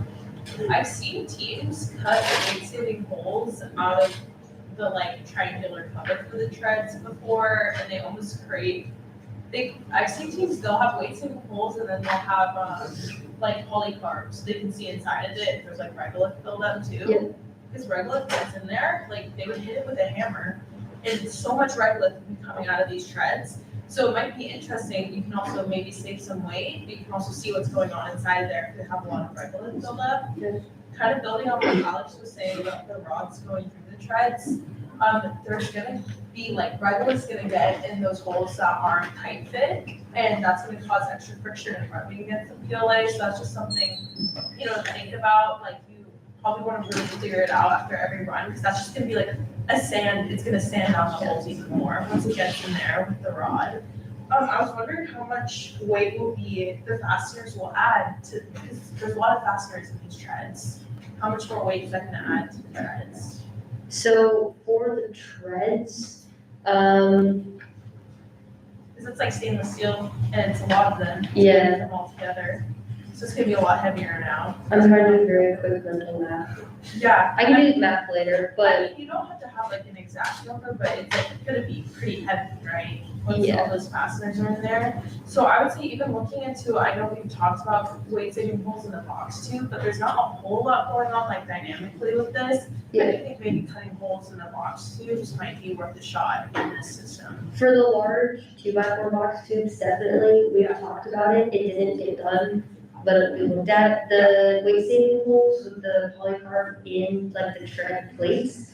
That did not occur to us, thank you.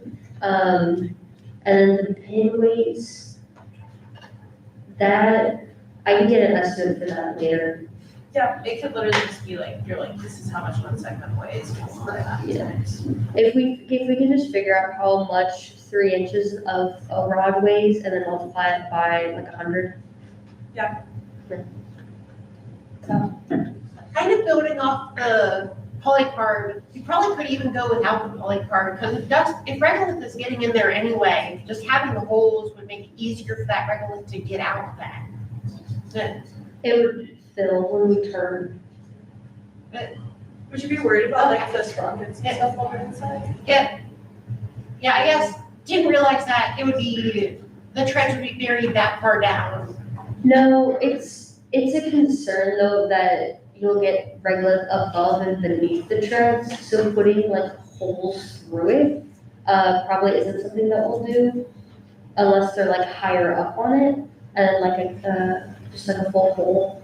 There's gonna be like 3 standoffs attaching this, so if we wanted to take the plate off to shake out the tread, that wouldn't be too difficult. Okay. Then I had a main question about the tensioner for the chain. Yes. It looks like that is a bulk of the tensioning being done by the spring? Is like it actually kept in tension by the spring, or is it physically stopped? So this picture is a little difficult to see it. Probably should have done a closer up one. There is a block that mounts on to both sides of the plates, and then there is a bolt that goes through and basically pushes against the axle of that like idler. Very similar to how deposition does with the conveyor belt. And then the spring pushes that away. So then the bolt can like bring it like closer while the spring pushes it away so that it stays at the right distance. I'm already very concerned about that kind of design in this system, just because it's going to be under a lot of impact loads potentially, which sounds like it could then push that back tensioner inwards on the spring, unless I'm misunderstanding. It can, and I would just go back because it has the spring. Also, Yes, but then during that time, it would potentially skip teeth and could destroy your 3D printed parts. That's true, but the teeth sit so far into the chain that I don't think that is a major issue. That's just something I would be very concerned, especially if you also have regolith in there, because regolith will get in there. That could then build up and slowly push that tensioner inwards, which then potentially could create a different failure mode. Do you think there's like a way to mitigate that? Just not having the spring tension, you have to make it rigidly tensioned. We can look into that. This tension system is the same one that Iowa uses. Fair enough, if that's demonstrated use, They have mentioned issues with their spring before. They have, so we can look into that. But yeah. Okay. You hit your fingers for that. Yes, so now I've got a couple of questions. So staying on the topic of the tensioner, is the axle of the idler also constrained like to the plates? Yeah, there's a slot in the plate. Okay, I understand. And then for the 3D print, like each tread or each link, I guess, have you guys thought of integrating like a second material to take most of the load from the pins? Like I know a lot of teams, like even outside of Lunabotics, will use like 3D printed parts for like the bulk of it, and then aluminum plates or anything like that. So why is that the one that we're using only 3D printed? We have thought of that, and we're still working on that. The issue is finding one that is this size and also long enough for what we need. We physically could not find pins that were this long and also that tiny diameter that work for McMaster-Carr and $4 each. So, but we are looking into that. That is difficult to find, and the concern with that is that causes a larger hole to be needed for this part, which means there's less 3D printer around it, so it could break more easily. So there are their own concerns with increasing that hole to put like an aluminum like hollow shaft through there, for an example, to then put it through. so that you wouldn't have that regolith issue and you wouldn't have as much against the PLA, but it also would have less PLA. I didn't mean like a hollow tube, I meant like a hollow plate, or not a hollow plate, but like a aluminum plate or polycarbonate plate. So like wherever the 3D print is thickest, put a plate that's got the same profile as that, and it would essentially just be a section of the 3D print that's stronger, and that would take most of the load. But you still have the shape of the 3D print, so it still does the function. I'm not sure I understand the advantages to that. If you have an example, I'd be happy to look at it later. I'm not sure I can visualize this either. It's kind of similar to what we did for excavation, how we had the metal pulleys and then a 3D printed pulley. They all share the same profile, but some of them are metal and some of them are plastic. Sorry, someone's bottle just rolled down half the aisle. Okay, I think I understand what you're saying. I still quite don't though, so show me later. Yeah, okay, got it. With regards to the pins, I know on Amazon, I know that pins are, if you're trying to find a specific length pin, that would be difficult. But if instead you broaden your range to shafts, so you can get a long, like, a 2 millimeter shaft stock, which is pretty dang close to 332. And then you could also potentially have 2 millimeter bushings that are inserted into the free-flowing side, or the Bushings side. Bushings are what I meant earlier by saying like the hollow shaft. I just forgot the word bushing. We can look into that. We did a lot of research trying to find ones that were long enough. Like if you look up the pins that are right diameter, you just can't find any that are longer than like 1.5 inches. We can look for shafts. Yeah. I looked for this. Searching up 330 seconds rod gives you the first 2 pages are all welding rods. I just looked on the McMaster you can buy a 6-foot long, 332nd, 4140 rod for $18 off McMaster. Can you send me the link for that? Wonderful. Also, a question, I guess, for these people. What was the advantage of that over welding wire? Welding wire is dirt cheap. Relatively. I think just probably material design, I don't think there is a meaningful difference, probably. Like, floating wire probably is not nearly as hard as a dedicated shaft. That's fair. That, yeah. All right. Yep. I had a gearbox question. Yep. Yes, so this gearbox is significantly farther away from the edges than the main robot gearbox. Yes. Just because it has a boxy body. Do you anticipate assembly difficulties? Yes. Yes, and we're currently working on that as well. Cool. Yeah, so one thing to note is this entire motor section here, it fits through that hole, so you can just take it out and put it in. So the issue is this piece now, which we're looking at putting, again, with like the weight saving holes, is we can also just do like an access hole somewhere nearby so that it's easier to assemble there as well. So we're looking at both that. I'd also like to add the spaces. I think we're reducing our problem like we did last year because that was much more successful. We learned a lot last year in assembling that gearbox, and we were literally discussing over lunch various ways that we can use what we learned last year to make this easier. It definitely can be done, and with what we learned last year, I think we can figure out a way beforehand that we can do it pretty efficiently so that the actual assembly should go well if we just plan well enough beforehand. Yeah. John? So I have a question about the treads. I'm concerned about Reglet getting stuck in the drive sprocket. Where the drive sprocket interacts with the tread and pulls, I'm concerned about Reglet getting inside that gap. And then the drive sprocket just basically skipping a bunch of teeth.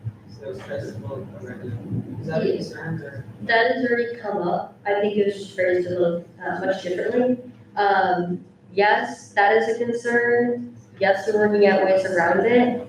One of the ways is getting it to fit together properly. And then also not having holes in the plate will help because the plate is also very close to the treads, so that'll help prevent you from getting it.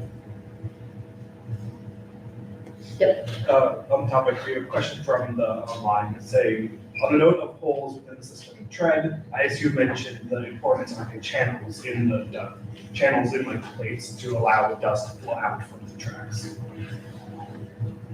And we can get you. So that was me. That was just saying. I remember hearing. I forgot to tell you my name. My bad. That was me saying. I remember hearing something about like holes and being termed the dust flowing up. But there's an importance of making sure that there are places for dust to exit out from the tracks, because dust is going to get into the system no matter what, as a function of we're taking it and we're moving around, right? So you need to make sure that there's going to be some way for the dust to then also get out and not just be stuck internally forever.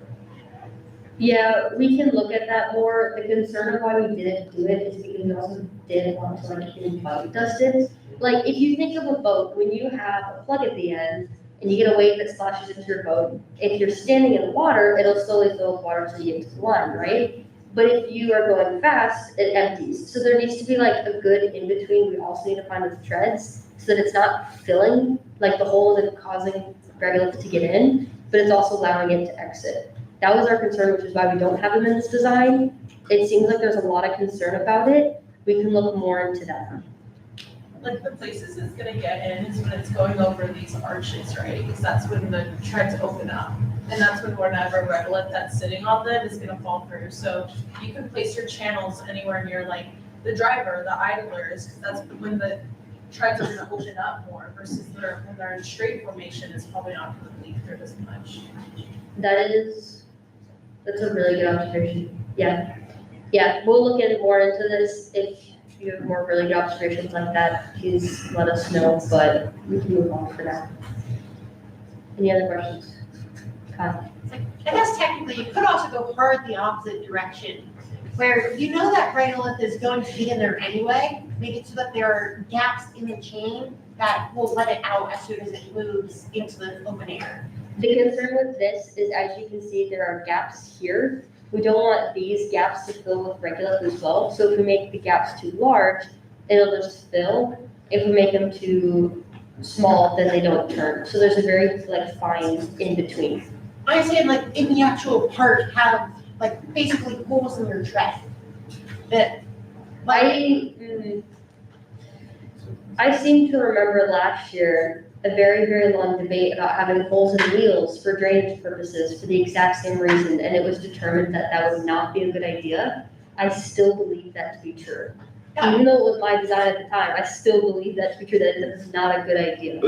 So I will stand by that with this as well. I think having treads in the frame or plates would be good, but not in the treads. We're already having enough issues with sizing constraints and the different pieces in the treads. Having holes is not a good idea. Yes. I just had a question on like the general design of it. So like with most tank treads that I've seen, they have like a line of wheels or like a skid plate going across the bottom. Yes. Where it actually contacts with the field. Why did you guys choose to not have something like that? So the plate part of it was because it's tension. We don't need the plate to be pushing it down. Also, if we have a plate in there and then we go over a rock or any hard object, we've just broken the treads. Versus if we go over a rock here, the tensioner will move and then we can kind of just go over and continue on our way. What was the second part? Like having a couple of wheels going across the bottom so that it's not gonna sag or droop as it goes over stuff and be more. Yeah. Okay. So typically those designs are used for suspension tread designs. What those will do is they'll all each have a spring on them, very similar to this. They'll just be rotated and then they're all along. You'll see those a lot in like Land Rovers or like land treads. That is not the type of material that we are driving on. It will not be helpful for us. So we do not include those. We could have included them and then have them rigid. However, that doesn't give us any major benefit. Maybe having one in the middle would, but looking at the spacing, it probably wouldn't help that much. Also, weight concerns.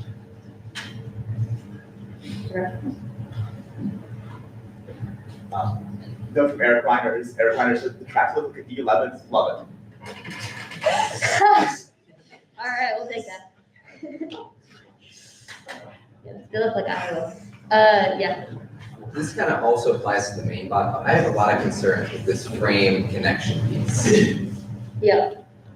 I feel like it's gonna be a tolerance nightmare. The box tubes that we have are not exactly 2x2. And then manufacturing that, you have to align 2 axes. Really, it's a lot more than that. Because you have one plate, you have what, 5 faces that you have to align several bolts on? Yeah. I just feel like that's gonna be really hard to get consistent. Tolerancing for this will be a challenge. However, the way that it's assembled should make it easier. The piece, so like this piece slides into the frame and then you put like 1, 2, 3, 4 in, and then you put the frame on the outside. So that should make it a lot easier for it. Tolerancing is still an issue with that. But it shouldn't be like as bad as if you tried to like do it all at once. Like, I do understand your concerns with tolerancing stack up. I just don't see it. I think once you tighten like one of those bolts, then everything else is already essentially constrained because it can't rotate either because it's inside the box. Well, you wouldn't fully tighten just one bolt. You put all in and then tighten them equally. Everything is threaded, right? Like the block itself is. Yes. So there's no like real tolerance there either. I think it's just gonna be really tight. The tolerances can be found in the frame pieces because those will be clearance fit. Oh, okay. Yeah. Sorry, that was a little clear? I think that makes it better. I still think it's gonna be a challenge, but. I'm not disagreeing with the fact that it'll be a challenge, I just think it should be okay because these are clearance fit. I will also say that those are definitely makeable. It's just going to be very annoying because at least right now you need access to at least 3 sides, potentially 5 sides. Yeah. There's going to be a lot of take it out, put it in, take it out, put it in, take it out, put it in, take it out, put it in, which is where your tolerance stack up really shows up. Yeah. So I would be very careful about that. If there's a way to make it so you don't need to machine 5 out of the 6 sides of the cube, that would help. Do you need that many bolts? Not totally. Just kind of look through the mirror design thing. This is more than last year, right? No, last year had, okay.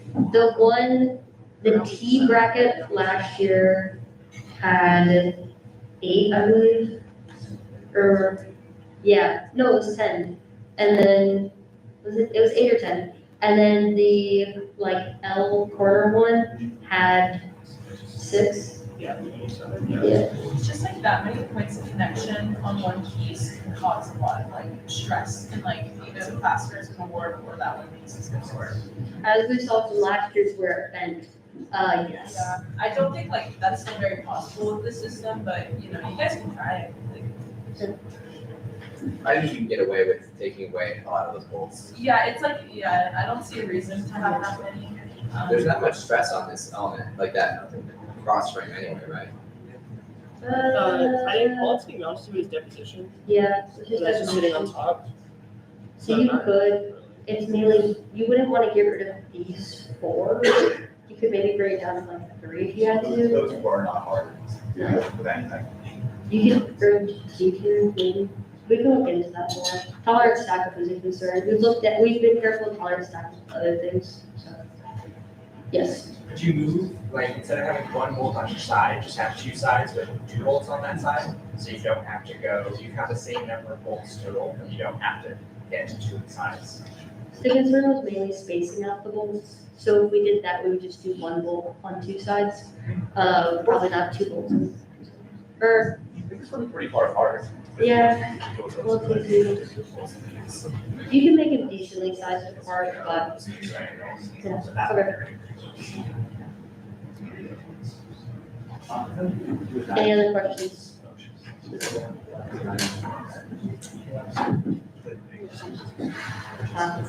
Also kind of note from last year with the gearboxes, if those shafts do have like defined lengths, keyways. These are gonna get changed to 1 keyway with retaining rings on each end. We couldn't find the CAD file. Okay, so it's keyed all the way throughout and then a retaining ring on each side. Yep. Do you know where you're gonna get that? Yeah. I will say it's not the easiest to find. We can get it from McMaster-Carr and then make our own retaining ring slots. Okay, because I know Misumi, for some reason, doesn't have that option. They don't have the They 9 mm shaft anymore. They have 9, 13, 17, and 21. Do you not enter a custom shaft size? What? Do you not enter a custom shaft size? No, it gives you those, like, when I looked this morning, it gave those 4 shaft sizes. Alright, it's just wait. Okay, when she looked an hour ago, it was also just this 4. Yeah. So it was not an I can't read thing, it was, they have those 4. But like MasterCard does have more that are keyed fully through, we just have to make our own rotating ring slot in them. It's a 9 mm shaft? 11, 11 mm? 12, it's 12, it says 12. Wow, so good. All right, Neither of us can read, it's great. are there any other questions for drivetrain? Yes. Thank you, drivetrain. Yep.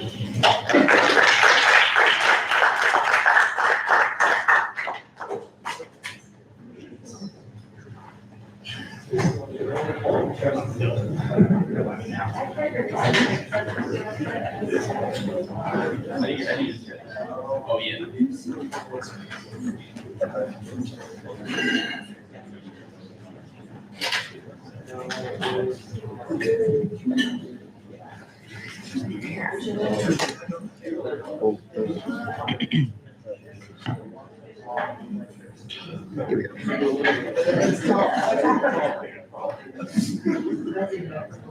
Okay, we can go ahead and get started. Again, we are Power Hardware.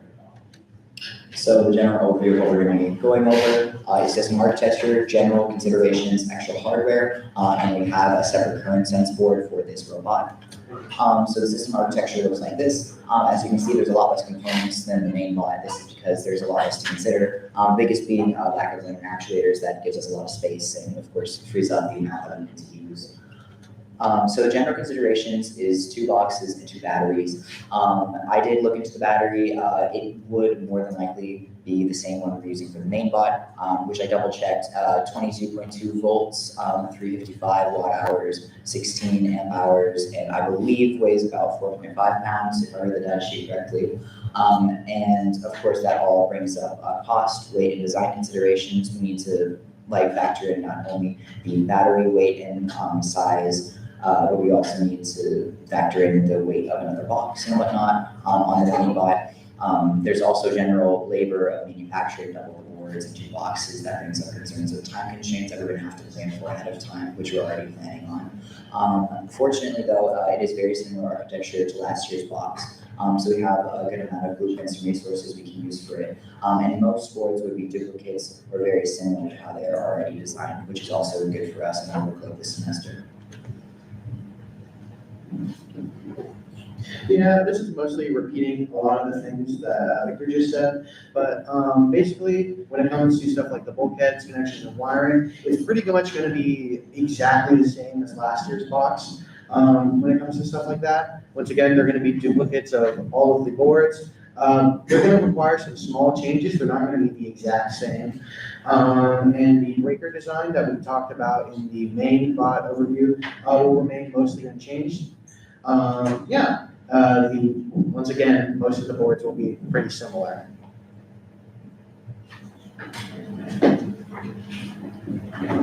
All right, current sense. So this was originally designed as a current sense board for the linear actuators on the mini bot, which is now understanding that those are not a thing anymore.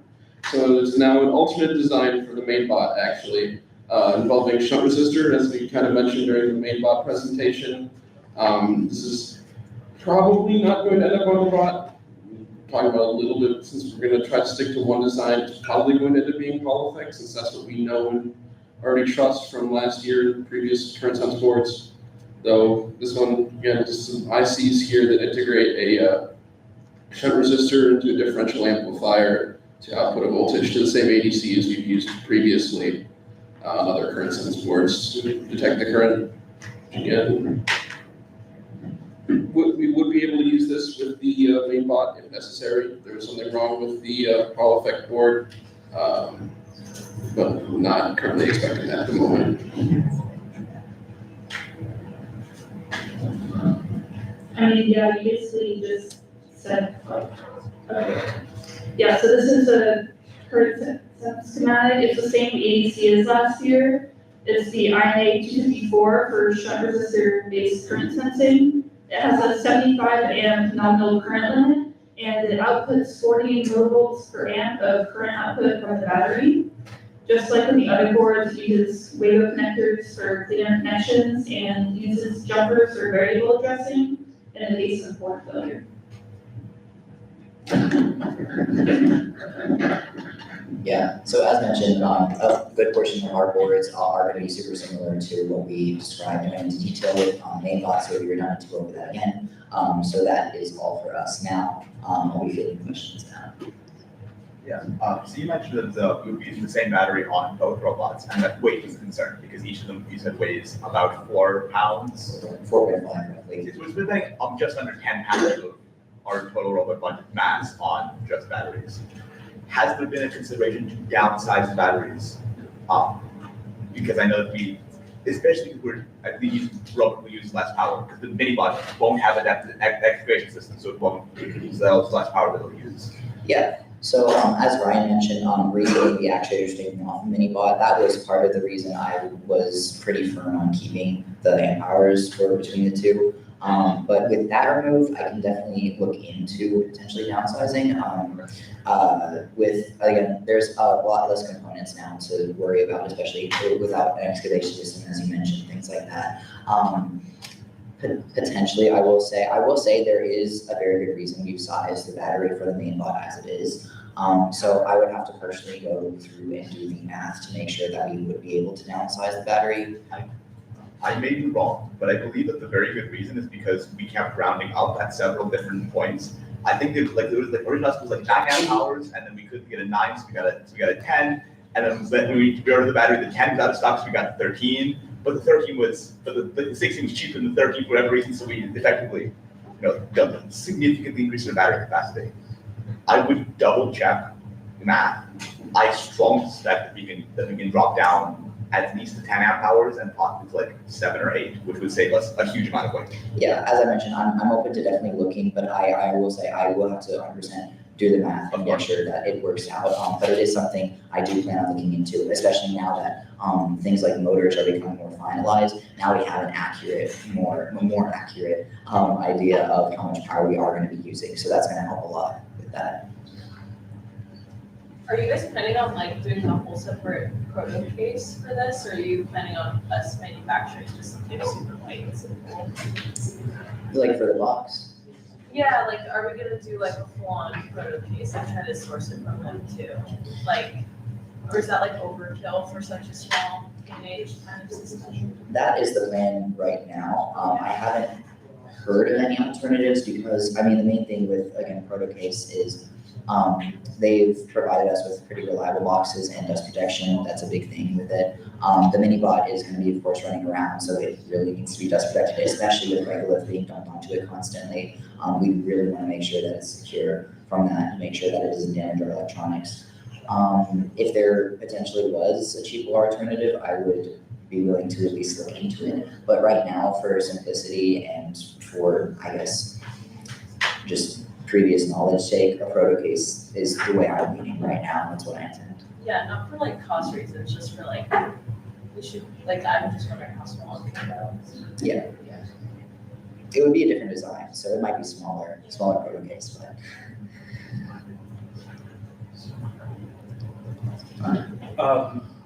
Regarding batteries, just note that we only have 2 batteries at the moment. We do have some smaller batteries. Don't know how well they're going, if they work or not.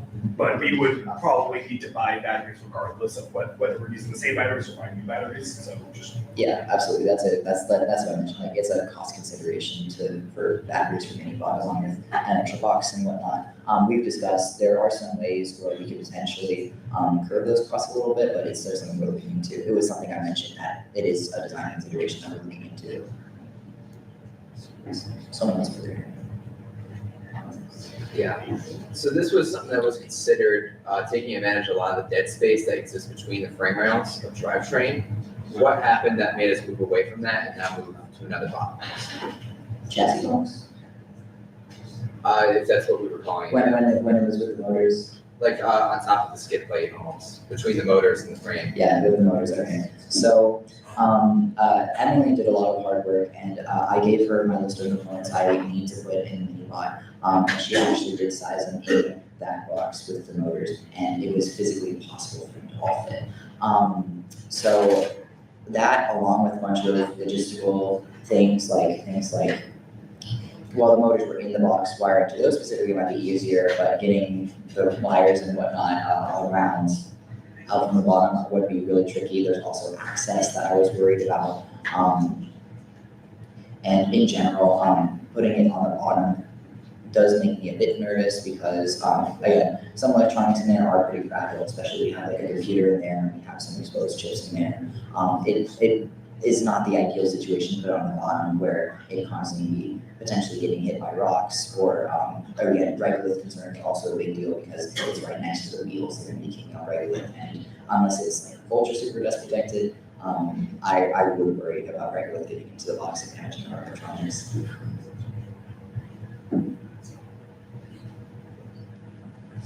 Anyways. Do you have like a ballpark estimate of the dimensions of an e-box for the mini robot, or is that still need to be figured out? Yeah, so again, with things changing, things are just now getting finalized for the mini bot. I kind of held out on that just a little bit. But based on this, you can see again, as I mentioned, there's a lot less parts that we're gonna have to consider with it.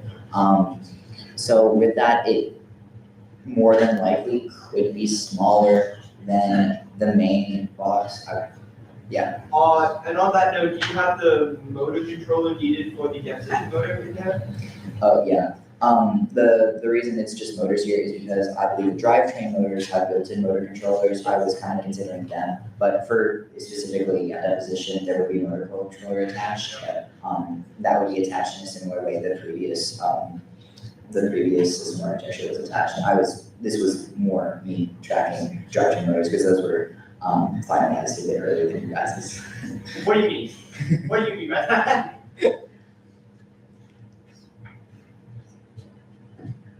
Oh yeah, but so I would need to do the official math now that things have been finalized, but more than likely it would be a bit smaller than but again, I can't promise anything. If it was the same size as Mainbot, that would probably be good enough. But if we need it to be smaller, I would have to look into it, but that's probably possible. I'm like not an electronics person by any means. What would it look like if you had like a 2-story PH box? Is that like chaos? Like would that cause like so many issues? Like if you literally just have like a second layer? So things that concern me right off the bat, I would need more time to think about it, but wiring concerns might be brought up. Also accessibility, I guess that seems a bit redundant to be able to have to take off 2 layers every time we need to access the box. Yeah, I just know we're just like, the box is the way it is because everything's like laying flat. And obviously like certain components should be on like the bottom floor, so to speak, but like, I don't know, I'm just like, what is like double decker bus, like the PH box, but. I think wiring and assembly and accessibility issues are the first things that come to mind. I think there are probably a lot more issues. I would have to think about it a little bit more and give you a more detailed answer later. But off the top of my head, frankly, it probably would just not be very fun for us to manufacture and have to wire and work with. Yeah. Where's the battery in this robot? Yeah, as mentioned like last time, should not go in the box because that brings up a safety concern. So not going to be in the box. Again, ideally because the deposition system is so similar to the main bot, whatever we do for the main bot is more than likely going to be transferred to this bot. Again, that's also a me and mechanical sub-team's decision to make, so I can't speak definitively. But again, ideally it would be kind of in a box on the side of the robot, like it was last year, because that did work for us last year. I personally, at least for current hardware, didn't pose that many issues. So if we're going with what works, that is, but of course, as mentioned, I would have to work with mechanical sub-teams to make sure that would work for them as well. I think based on the current GLA, that's not possible. Battery or mini bot will probably go inside the frame. Inside the frame, but not in the box. Okay, yeah, we can work it out, but that's probably, yeah, like I mentioned, that's me and mechanical sub-teams talking for a while, making sure both of us are cool where it is. But just not in the box, I would tell you that much. Kind of on that vein, how is P&H bot? Yeah, again, with this very similar deposition system, we did touch on this earlier, I believe. So it would be a little bit smaller than shown in schematics before, but it would be mounted very similar to mainbot where it's on top of deposition at the moment, at least. As mentioned, if that doesn't work, there is the vertical option, I believe, with this design as well, that we could look into. But again, with the schematics from earlier, that's what it was looking like. Just again, potentially a little bit smaller so that depositing regolith into the mini bot would be easier. Thank you.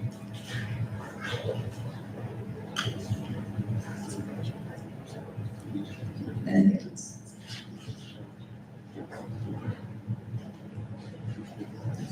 We have a question from the slide out asking whether it would be reasonable to make the boxes the same between the two bots. Okay. Do they mean like the same like dimension wise and bulkheads wise, or do they mean the same like They asked the question anonymously, I don't know. I'll just answer both real quick then, I guess. So dimension wise, again, that's a more mechanical and decision. As mentioned, it would be a lot better if the mini bot box was smaller because it's easier to deposit regolith with that. So that would be again more mechanical consideration, but that's part of the reason we probably wouldn't have the same dimensions. There's also the fact that I know at least drivetrain uses different motors between the two. I think they can use the same bulkheads, but I have to double check on that. So maybe bulkhead configurations could be the same. I would have to do a bit more research again now that things have actually been finalized. As for hardware, as mentioned, the mini bot just does not use as many components as the main bot. The main bot has actuators, the mini bot does not. So that means we don't need motor controllers for actuators, we don't need bulkheads for actuators, we don't need like all these extra connections like from power to the actuators. There's a decent amount of hardware that actuators use that are just flat out not in use in the mini bot. So it's out of the question for them to use the same exact hardware. But as for things like the teensy, like that's going to be pretty similar between the two boxes, and like things like the battery protection circuit, that's going to be very similar between the two boxes as well. So there is like specific boards and hardware that won't change between the two, but the configuration of the boxes will more than likely change. Adding on to that, you may have went over this, mentioned this yet, but the mini bot is intended to be a little more software heavy, which software we'll get into. So that will require some different, not list different, it's more just core components in the main bot will require. So. Yeah, it is more software heavy, so there's a little bit less on this as well. I agree. Any other questions for power and hardware? Thank you guys.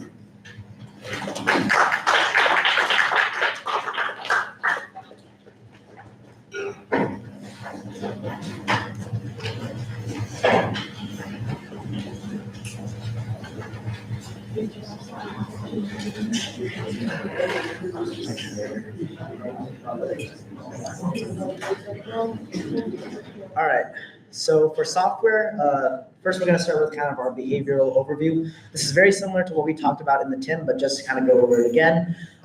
So in the first cycle, when everything starts, the deposition robot is first going to go out of the excavation zone and it's going to identify that meetup location. And then after it's reached its position, its meetup location, then it signals that to the excavator robot so that the excavator can move to the meetup location without running into the minibot.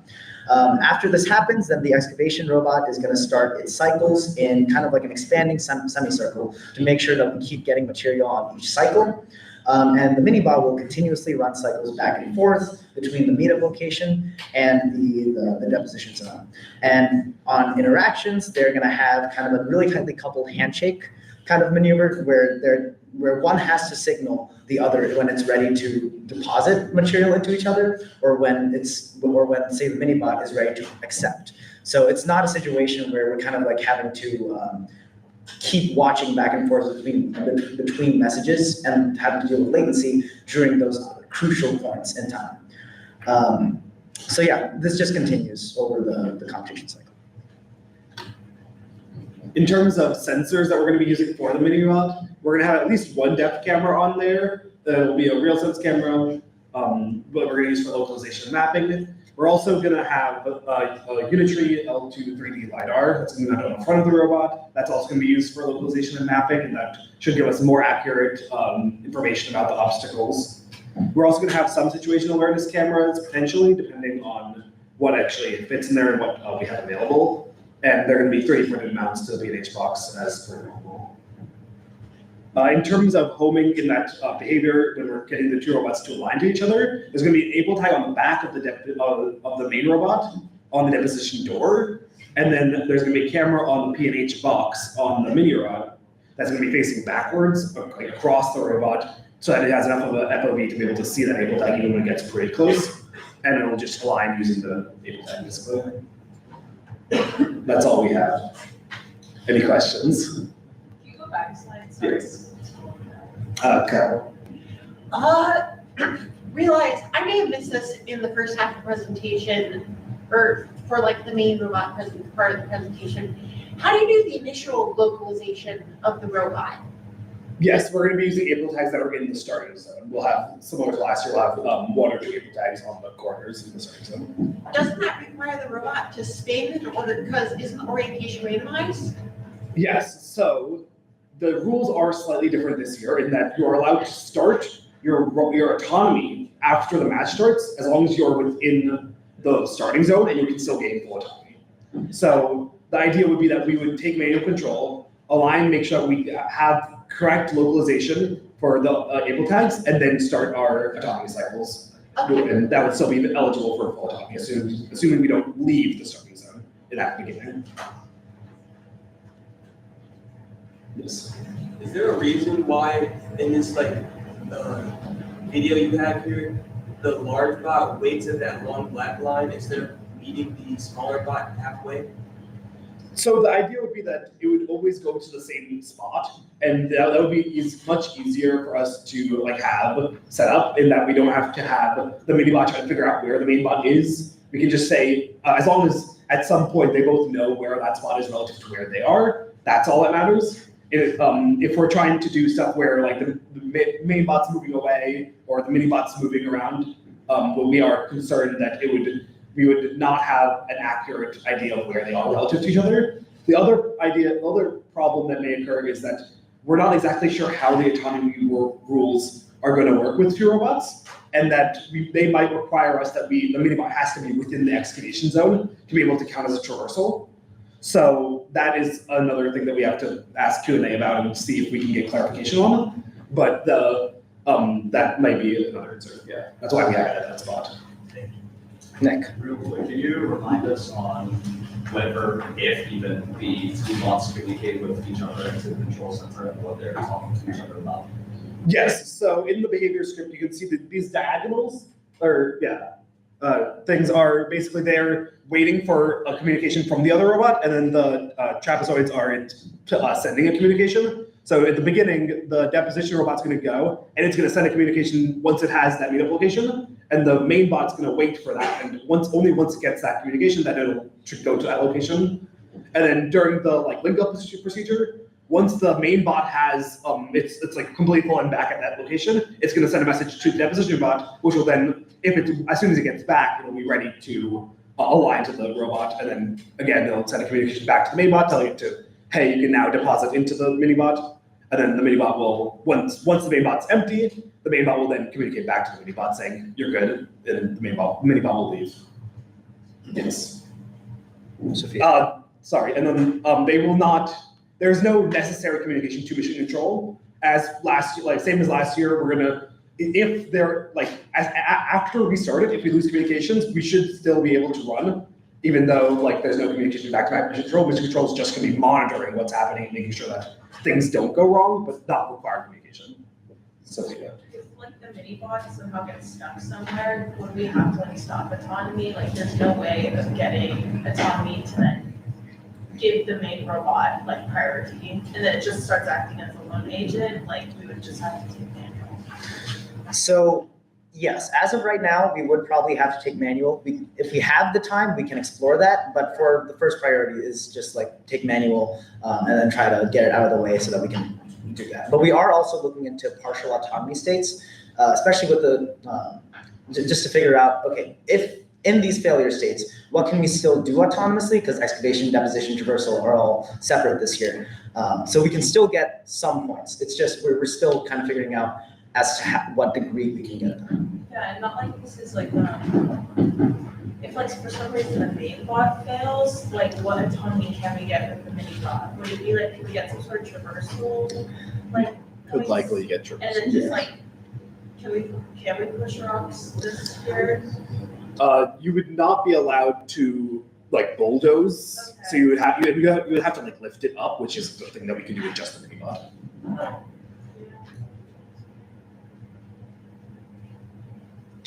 Okay, Peter? This was from a while ago, but this is a question from Eric Grinders. What is the estimated time to align, dock, and transfer regular from the main bot to mini? Yes. So similar to last year, we had a similar process in our deposition process where we were aligning to a berm able tag and moving towards it and then depositing in the berm zone. And we found that we had pretty good accuracy of that, and it took about 15 seconds, I'd say, to do that. So we were estimating that we would have about the same amount of time to do this, maybe a little bit more because of the nature of it being maybe having to be a bit more precise than last year, but we had pretty good accuracy last year as well. Yes. And then on a related note, are there any concerns about the main bot experiencing odometry drift over time and no longer meeting up with the main bot? Yeah, so there might be a little bit of drift over time. However, we've corrected the issue that we had during our practice term last year, where we had a significant odom drift, and our robot kind of just had a completely incorrect frame of reference of where it was. That is corrected now, so we should have a lot better performance. It is still we still do need to test a little bit to see to what degree we're doing, but we do have methods for correcting this. For example, the excavation robot has an able tag. So if, say, for example, like we're more confident somehow in the excavation robot position, or say that the excavation robot can see the starting able tag really well. In those cases, then we can also just do like a transform chain where the excavation robot sees the able tag and then we can see the able tag from there. But there's multiple ways that we can fuse in data for better odometry. And when we're depositing between the robots, we're going to be aligning to the able tag on the excavation robot, not where it thinks it is based on odometry. And then on a related note, is the plan to keep the main bot sort of like get the main bot position, so keep that static, and then have the main bot fully aligned to that? And so in that case, is there a concern that if the main bot has experienced some angular drift and is not like say perfectly 90 degrees to wall or something, it's possible the main bot would have to maybe drive further towards or be in a position and make it more difficult for the main bot to actually get to a valid position for the transfer? I'd say that is definitely possible. I'm not entirely certain. I think that based off of what we are seeing in terms of odometry drift over time, it's not very likely based off of, and we can, since the excavation robot will be in closer to the starting zone, it'll likely have a better chance of being able to see those able tags in the starting zone. And we could potentially add in like a bigger able tag in the starting zone that will be able to see much easier, something like that to make it more accurate. Dr. Mitchell. Would there be any reason to have like a sensor to measure the regolith in the mini bot that it's actually been deposited in? I don't believe that there would be I don't think that would be necessary because we're not gonna be like, oh, we're not full, and we're gonna wait for the excavation robot to do another cycle or anything. At that point, like, we're gonna take whatever was transferred, if it's 80%, if it's whatever, and we're gonna just do that because that's like what we have at that point. I think that it would make more sense to just do it than wait for more. Also, are you planning on having a situational awareness camera pointed into the bucket or something? Yeah, it's possible. We'll have to look at what we have in stock and what we need, but yeah, what our visual look like. Yeah. Yes, yeah. If the mini bot like comes back early and the main bot's excavating, is it priority for it to like finish excavation even if it's like somewhat full, or will it like stop operation? Like, what does it look like when they're like waiting on each other? Like, would it get lost or would it just like stop at that meetup point? Yeah, so right now, as it's written, we are gonna wait, the minibot's gonna wait until the excavation cycle is complete before it, before it'll come back, and it's not gonna tell it to end early. I think that will depend on what our final numbers look like in terms of testing. Like, if we're able to do this traversal very quickly, then we might want to add in a thing saying that we're gonna tell it to end early or just like normally just reduce the amount of time it's gonna be excavating for and maybe speed up the trenching speed or something like that to be able to get the material faster. Are you planning on meeting up like right at the border that separates, or is it just like, are you ever worried that they're gonna meet up in a place that technically it shouldn't be like the like, I don't know. So the location of the meetup point is going to be kind of determined by the minibot. The minibot's going to find the best available route outside the excavation zone, depending on the rules, depending on what we get from the Q&A, whether the excavation robot has to be completely outside the excavation zone for that handoff, or whether they can meet up at the border. It will kind of depend on that. But the fact that the minibot will be able to find a route outside of that, we will be able to figure out like where that point lies from that minibot's path. Yeah, like there must be a path between excavation and deposition because that is how the competition works. Yeah. So then we're gonna pick a point along that path that is, depending on the rules, gonna be. Our question. Is it right that it's like the excavation should be much faster than the minibot's at, like to deposition? That is what the numbers look like at the moment in terms of previous. Given that, and then you're gonna have new linear actuators, right? Yes. Okay, and you think you're gonna have better sensing capabilities with this? Yes. Okay.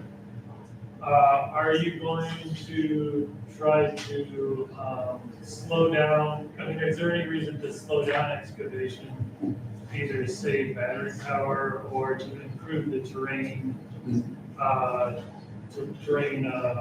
disturbance? Sure. Yeah, I think that's definitely something we can look at. Maybe not going all the way down into the ground. Maybe only go skimming it a little bit and maybe go deeper per run or something. Or so you don't have to go as far away from the starting location, the meetup location. Definitely something that we can test when we actually get the numbers, because right now these numbers are estimates based off previous years, and we can't really know until we build the robots and test it.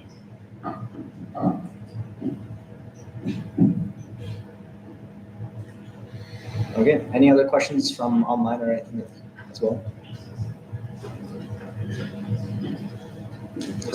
I've got a question, like, how does driver control work or manual control two robots? Yes, so we would have two controllers, and we would there would be three or four people in mission control, so one person would take each controller and control each robot individually. Yeah, we're allowed to have as many as we need. We can even have multiple laptops to be able to like completely separate it to make it more clear which one is which, but that will depend on like what we actually need for that. Question online says, assume latency / bandwidth of interbot communication is not a concern.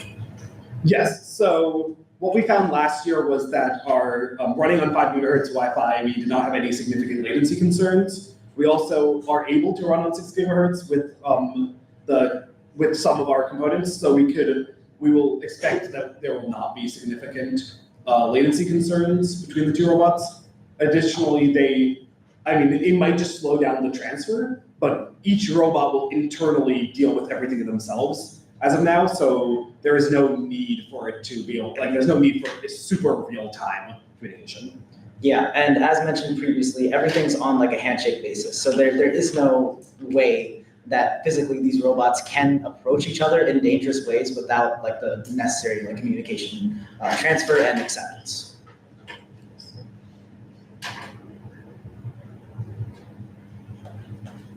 Yes. I think I had mentioned this to you guys a couple of weeks ago, but regarding the minibot path, once it's gotten that first path, can you use that previous path or that previous route to then almost breadcrumb or not go through as much processing and error checking with the cameras to get back and forth? Yeah. It's going to be about the same path. Yeah, absolutely. That is actually something that we are very strongly considering as well, because the longer we run our mapping scheme, the more prone to error it could get with our disturbance of the train, right? So that is something that we are very strongly considering.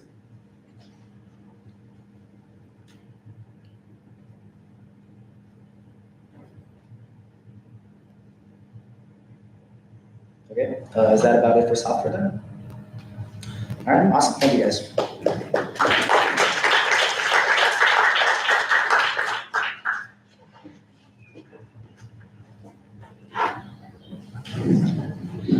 All right, home stretch. All right, systems, not too much to cover. We are going to be implementing something new. It's called, I believe it was introduced last year, but we didn't really get a chance to use it. It's called the DFX. It stands for Design for X. X can be anything, requirements, the manufacturing revisions, etc. Basically, it helps us and our chief engineer be able to track our plans for manufacturing and meeting all of our technical objectives. And how does it work? It's very similar to DFMEA's. We provide you guys a checklist template. You guys will fill it out for all your important parts. So for reference, for like excavation, it'll be like your buckets, their belt and chain testing and stuff like that. And so basically there's 5 categories for this checklist. There's a design for requirements, design for revision, design for manufacturing, design for assembly, integration and repair, and then design for testing and inspection. These will be due by CDR. I hope you guys do not procrastinate on them. And you guys will be able to do up for design for assembly, integration, and repair, because we won't be able to actually test them.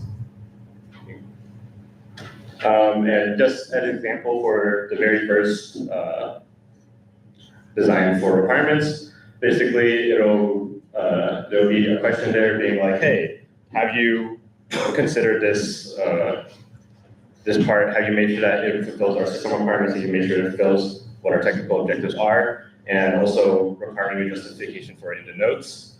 And that's about it. I'm actually going to put up real quick, just to roll it out.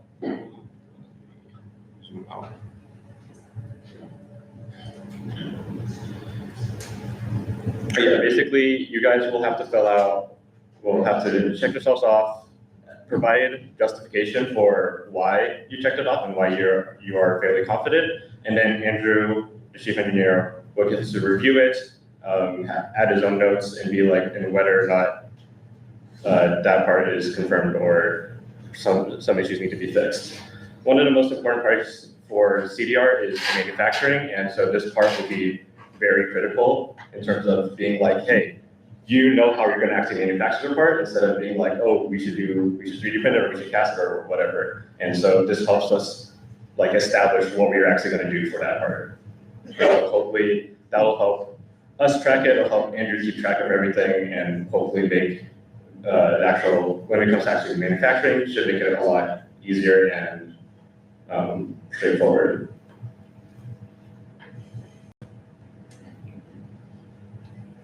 Moving into our engineering lifecycle, we are at PDR, which is our second major review gate during our development phase of our competition. The last one is CDR, which is going to come up on most likely the second Saturday back from break.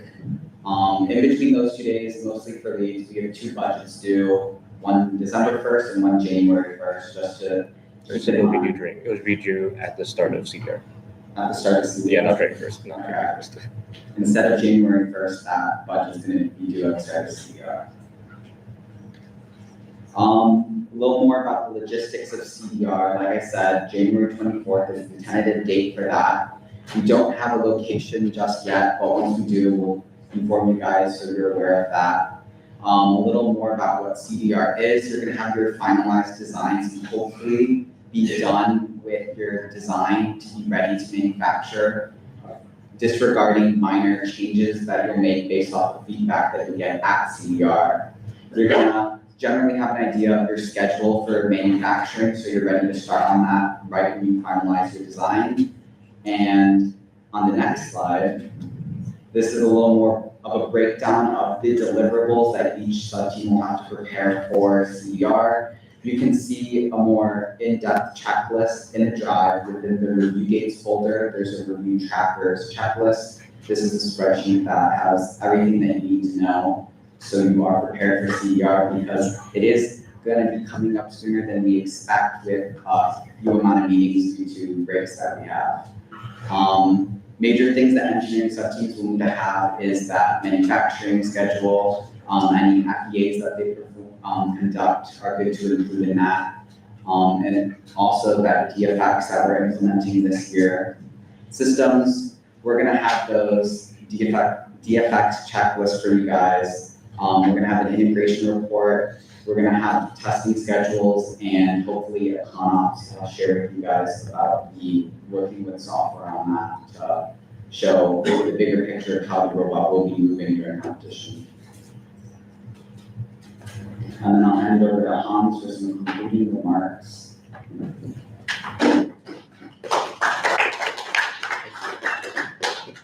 Alrighty, what an exciting day. Upcoming deadlines and dates. December 1st will be budgets due for sub-team leads, so make sure to get those in. Other than that, we have no major team events besides team meetings before winter break, so that's nice. CDR will be January 24th, as mentioned. I believe we're looking at trying to get Forney G140, which is where we were in the morning again for that. After that, we have some NASA deliverables such as team photos and media releases. We'll handle those as the date gets closer. Same thing with the other system deliverables, which are mentioned on that slide. Other than that, I think this was a very productive PDR. I hope all the sub-teams got some valuable information and we will have a very successful CDR. So thank you for those who tuned in. Thank you for those who showed up in person. So we have several alumni here today. I appreciate you taking the time out of your busy lives to be here and give your feedback to the team. And thank you to those who tuned in online who are not part of our team. We really appreciate your input. With that, Purdue Lunobotics 2025 PDR is concluded. So thank you guys.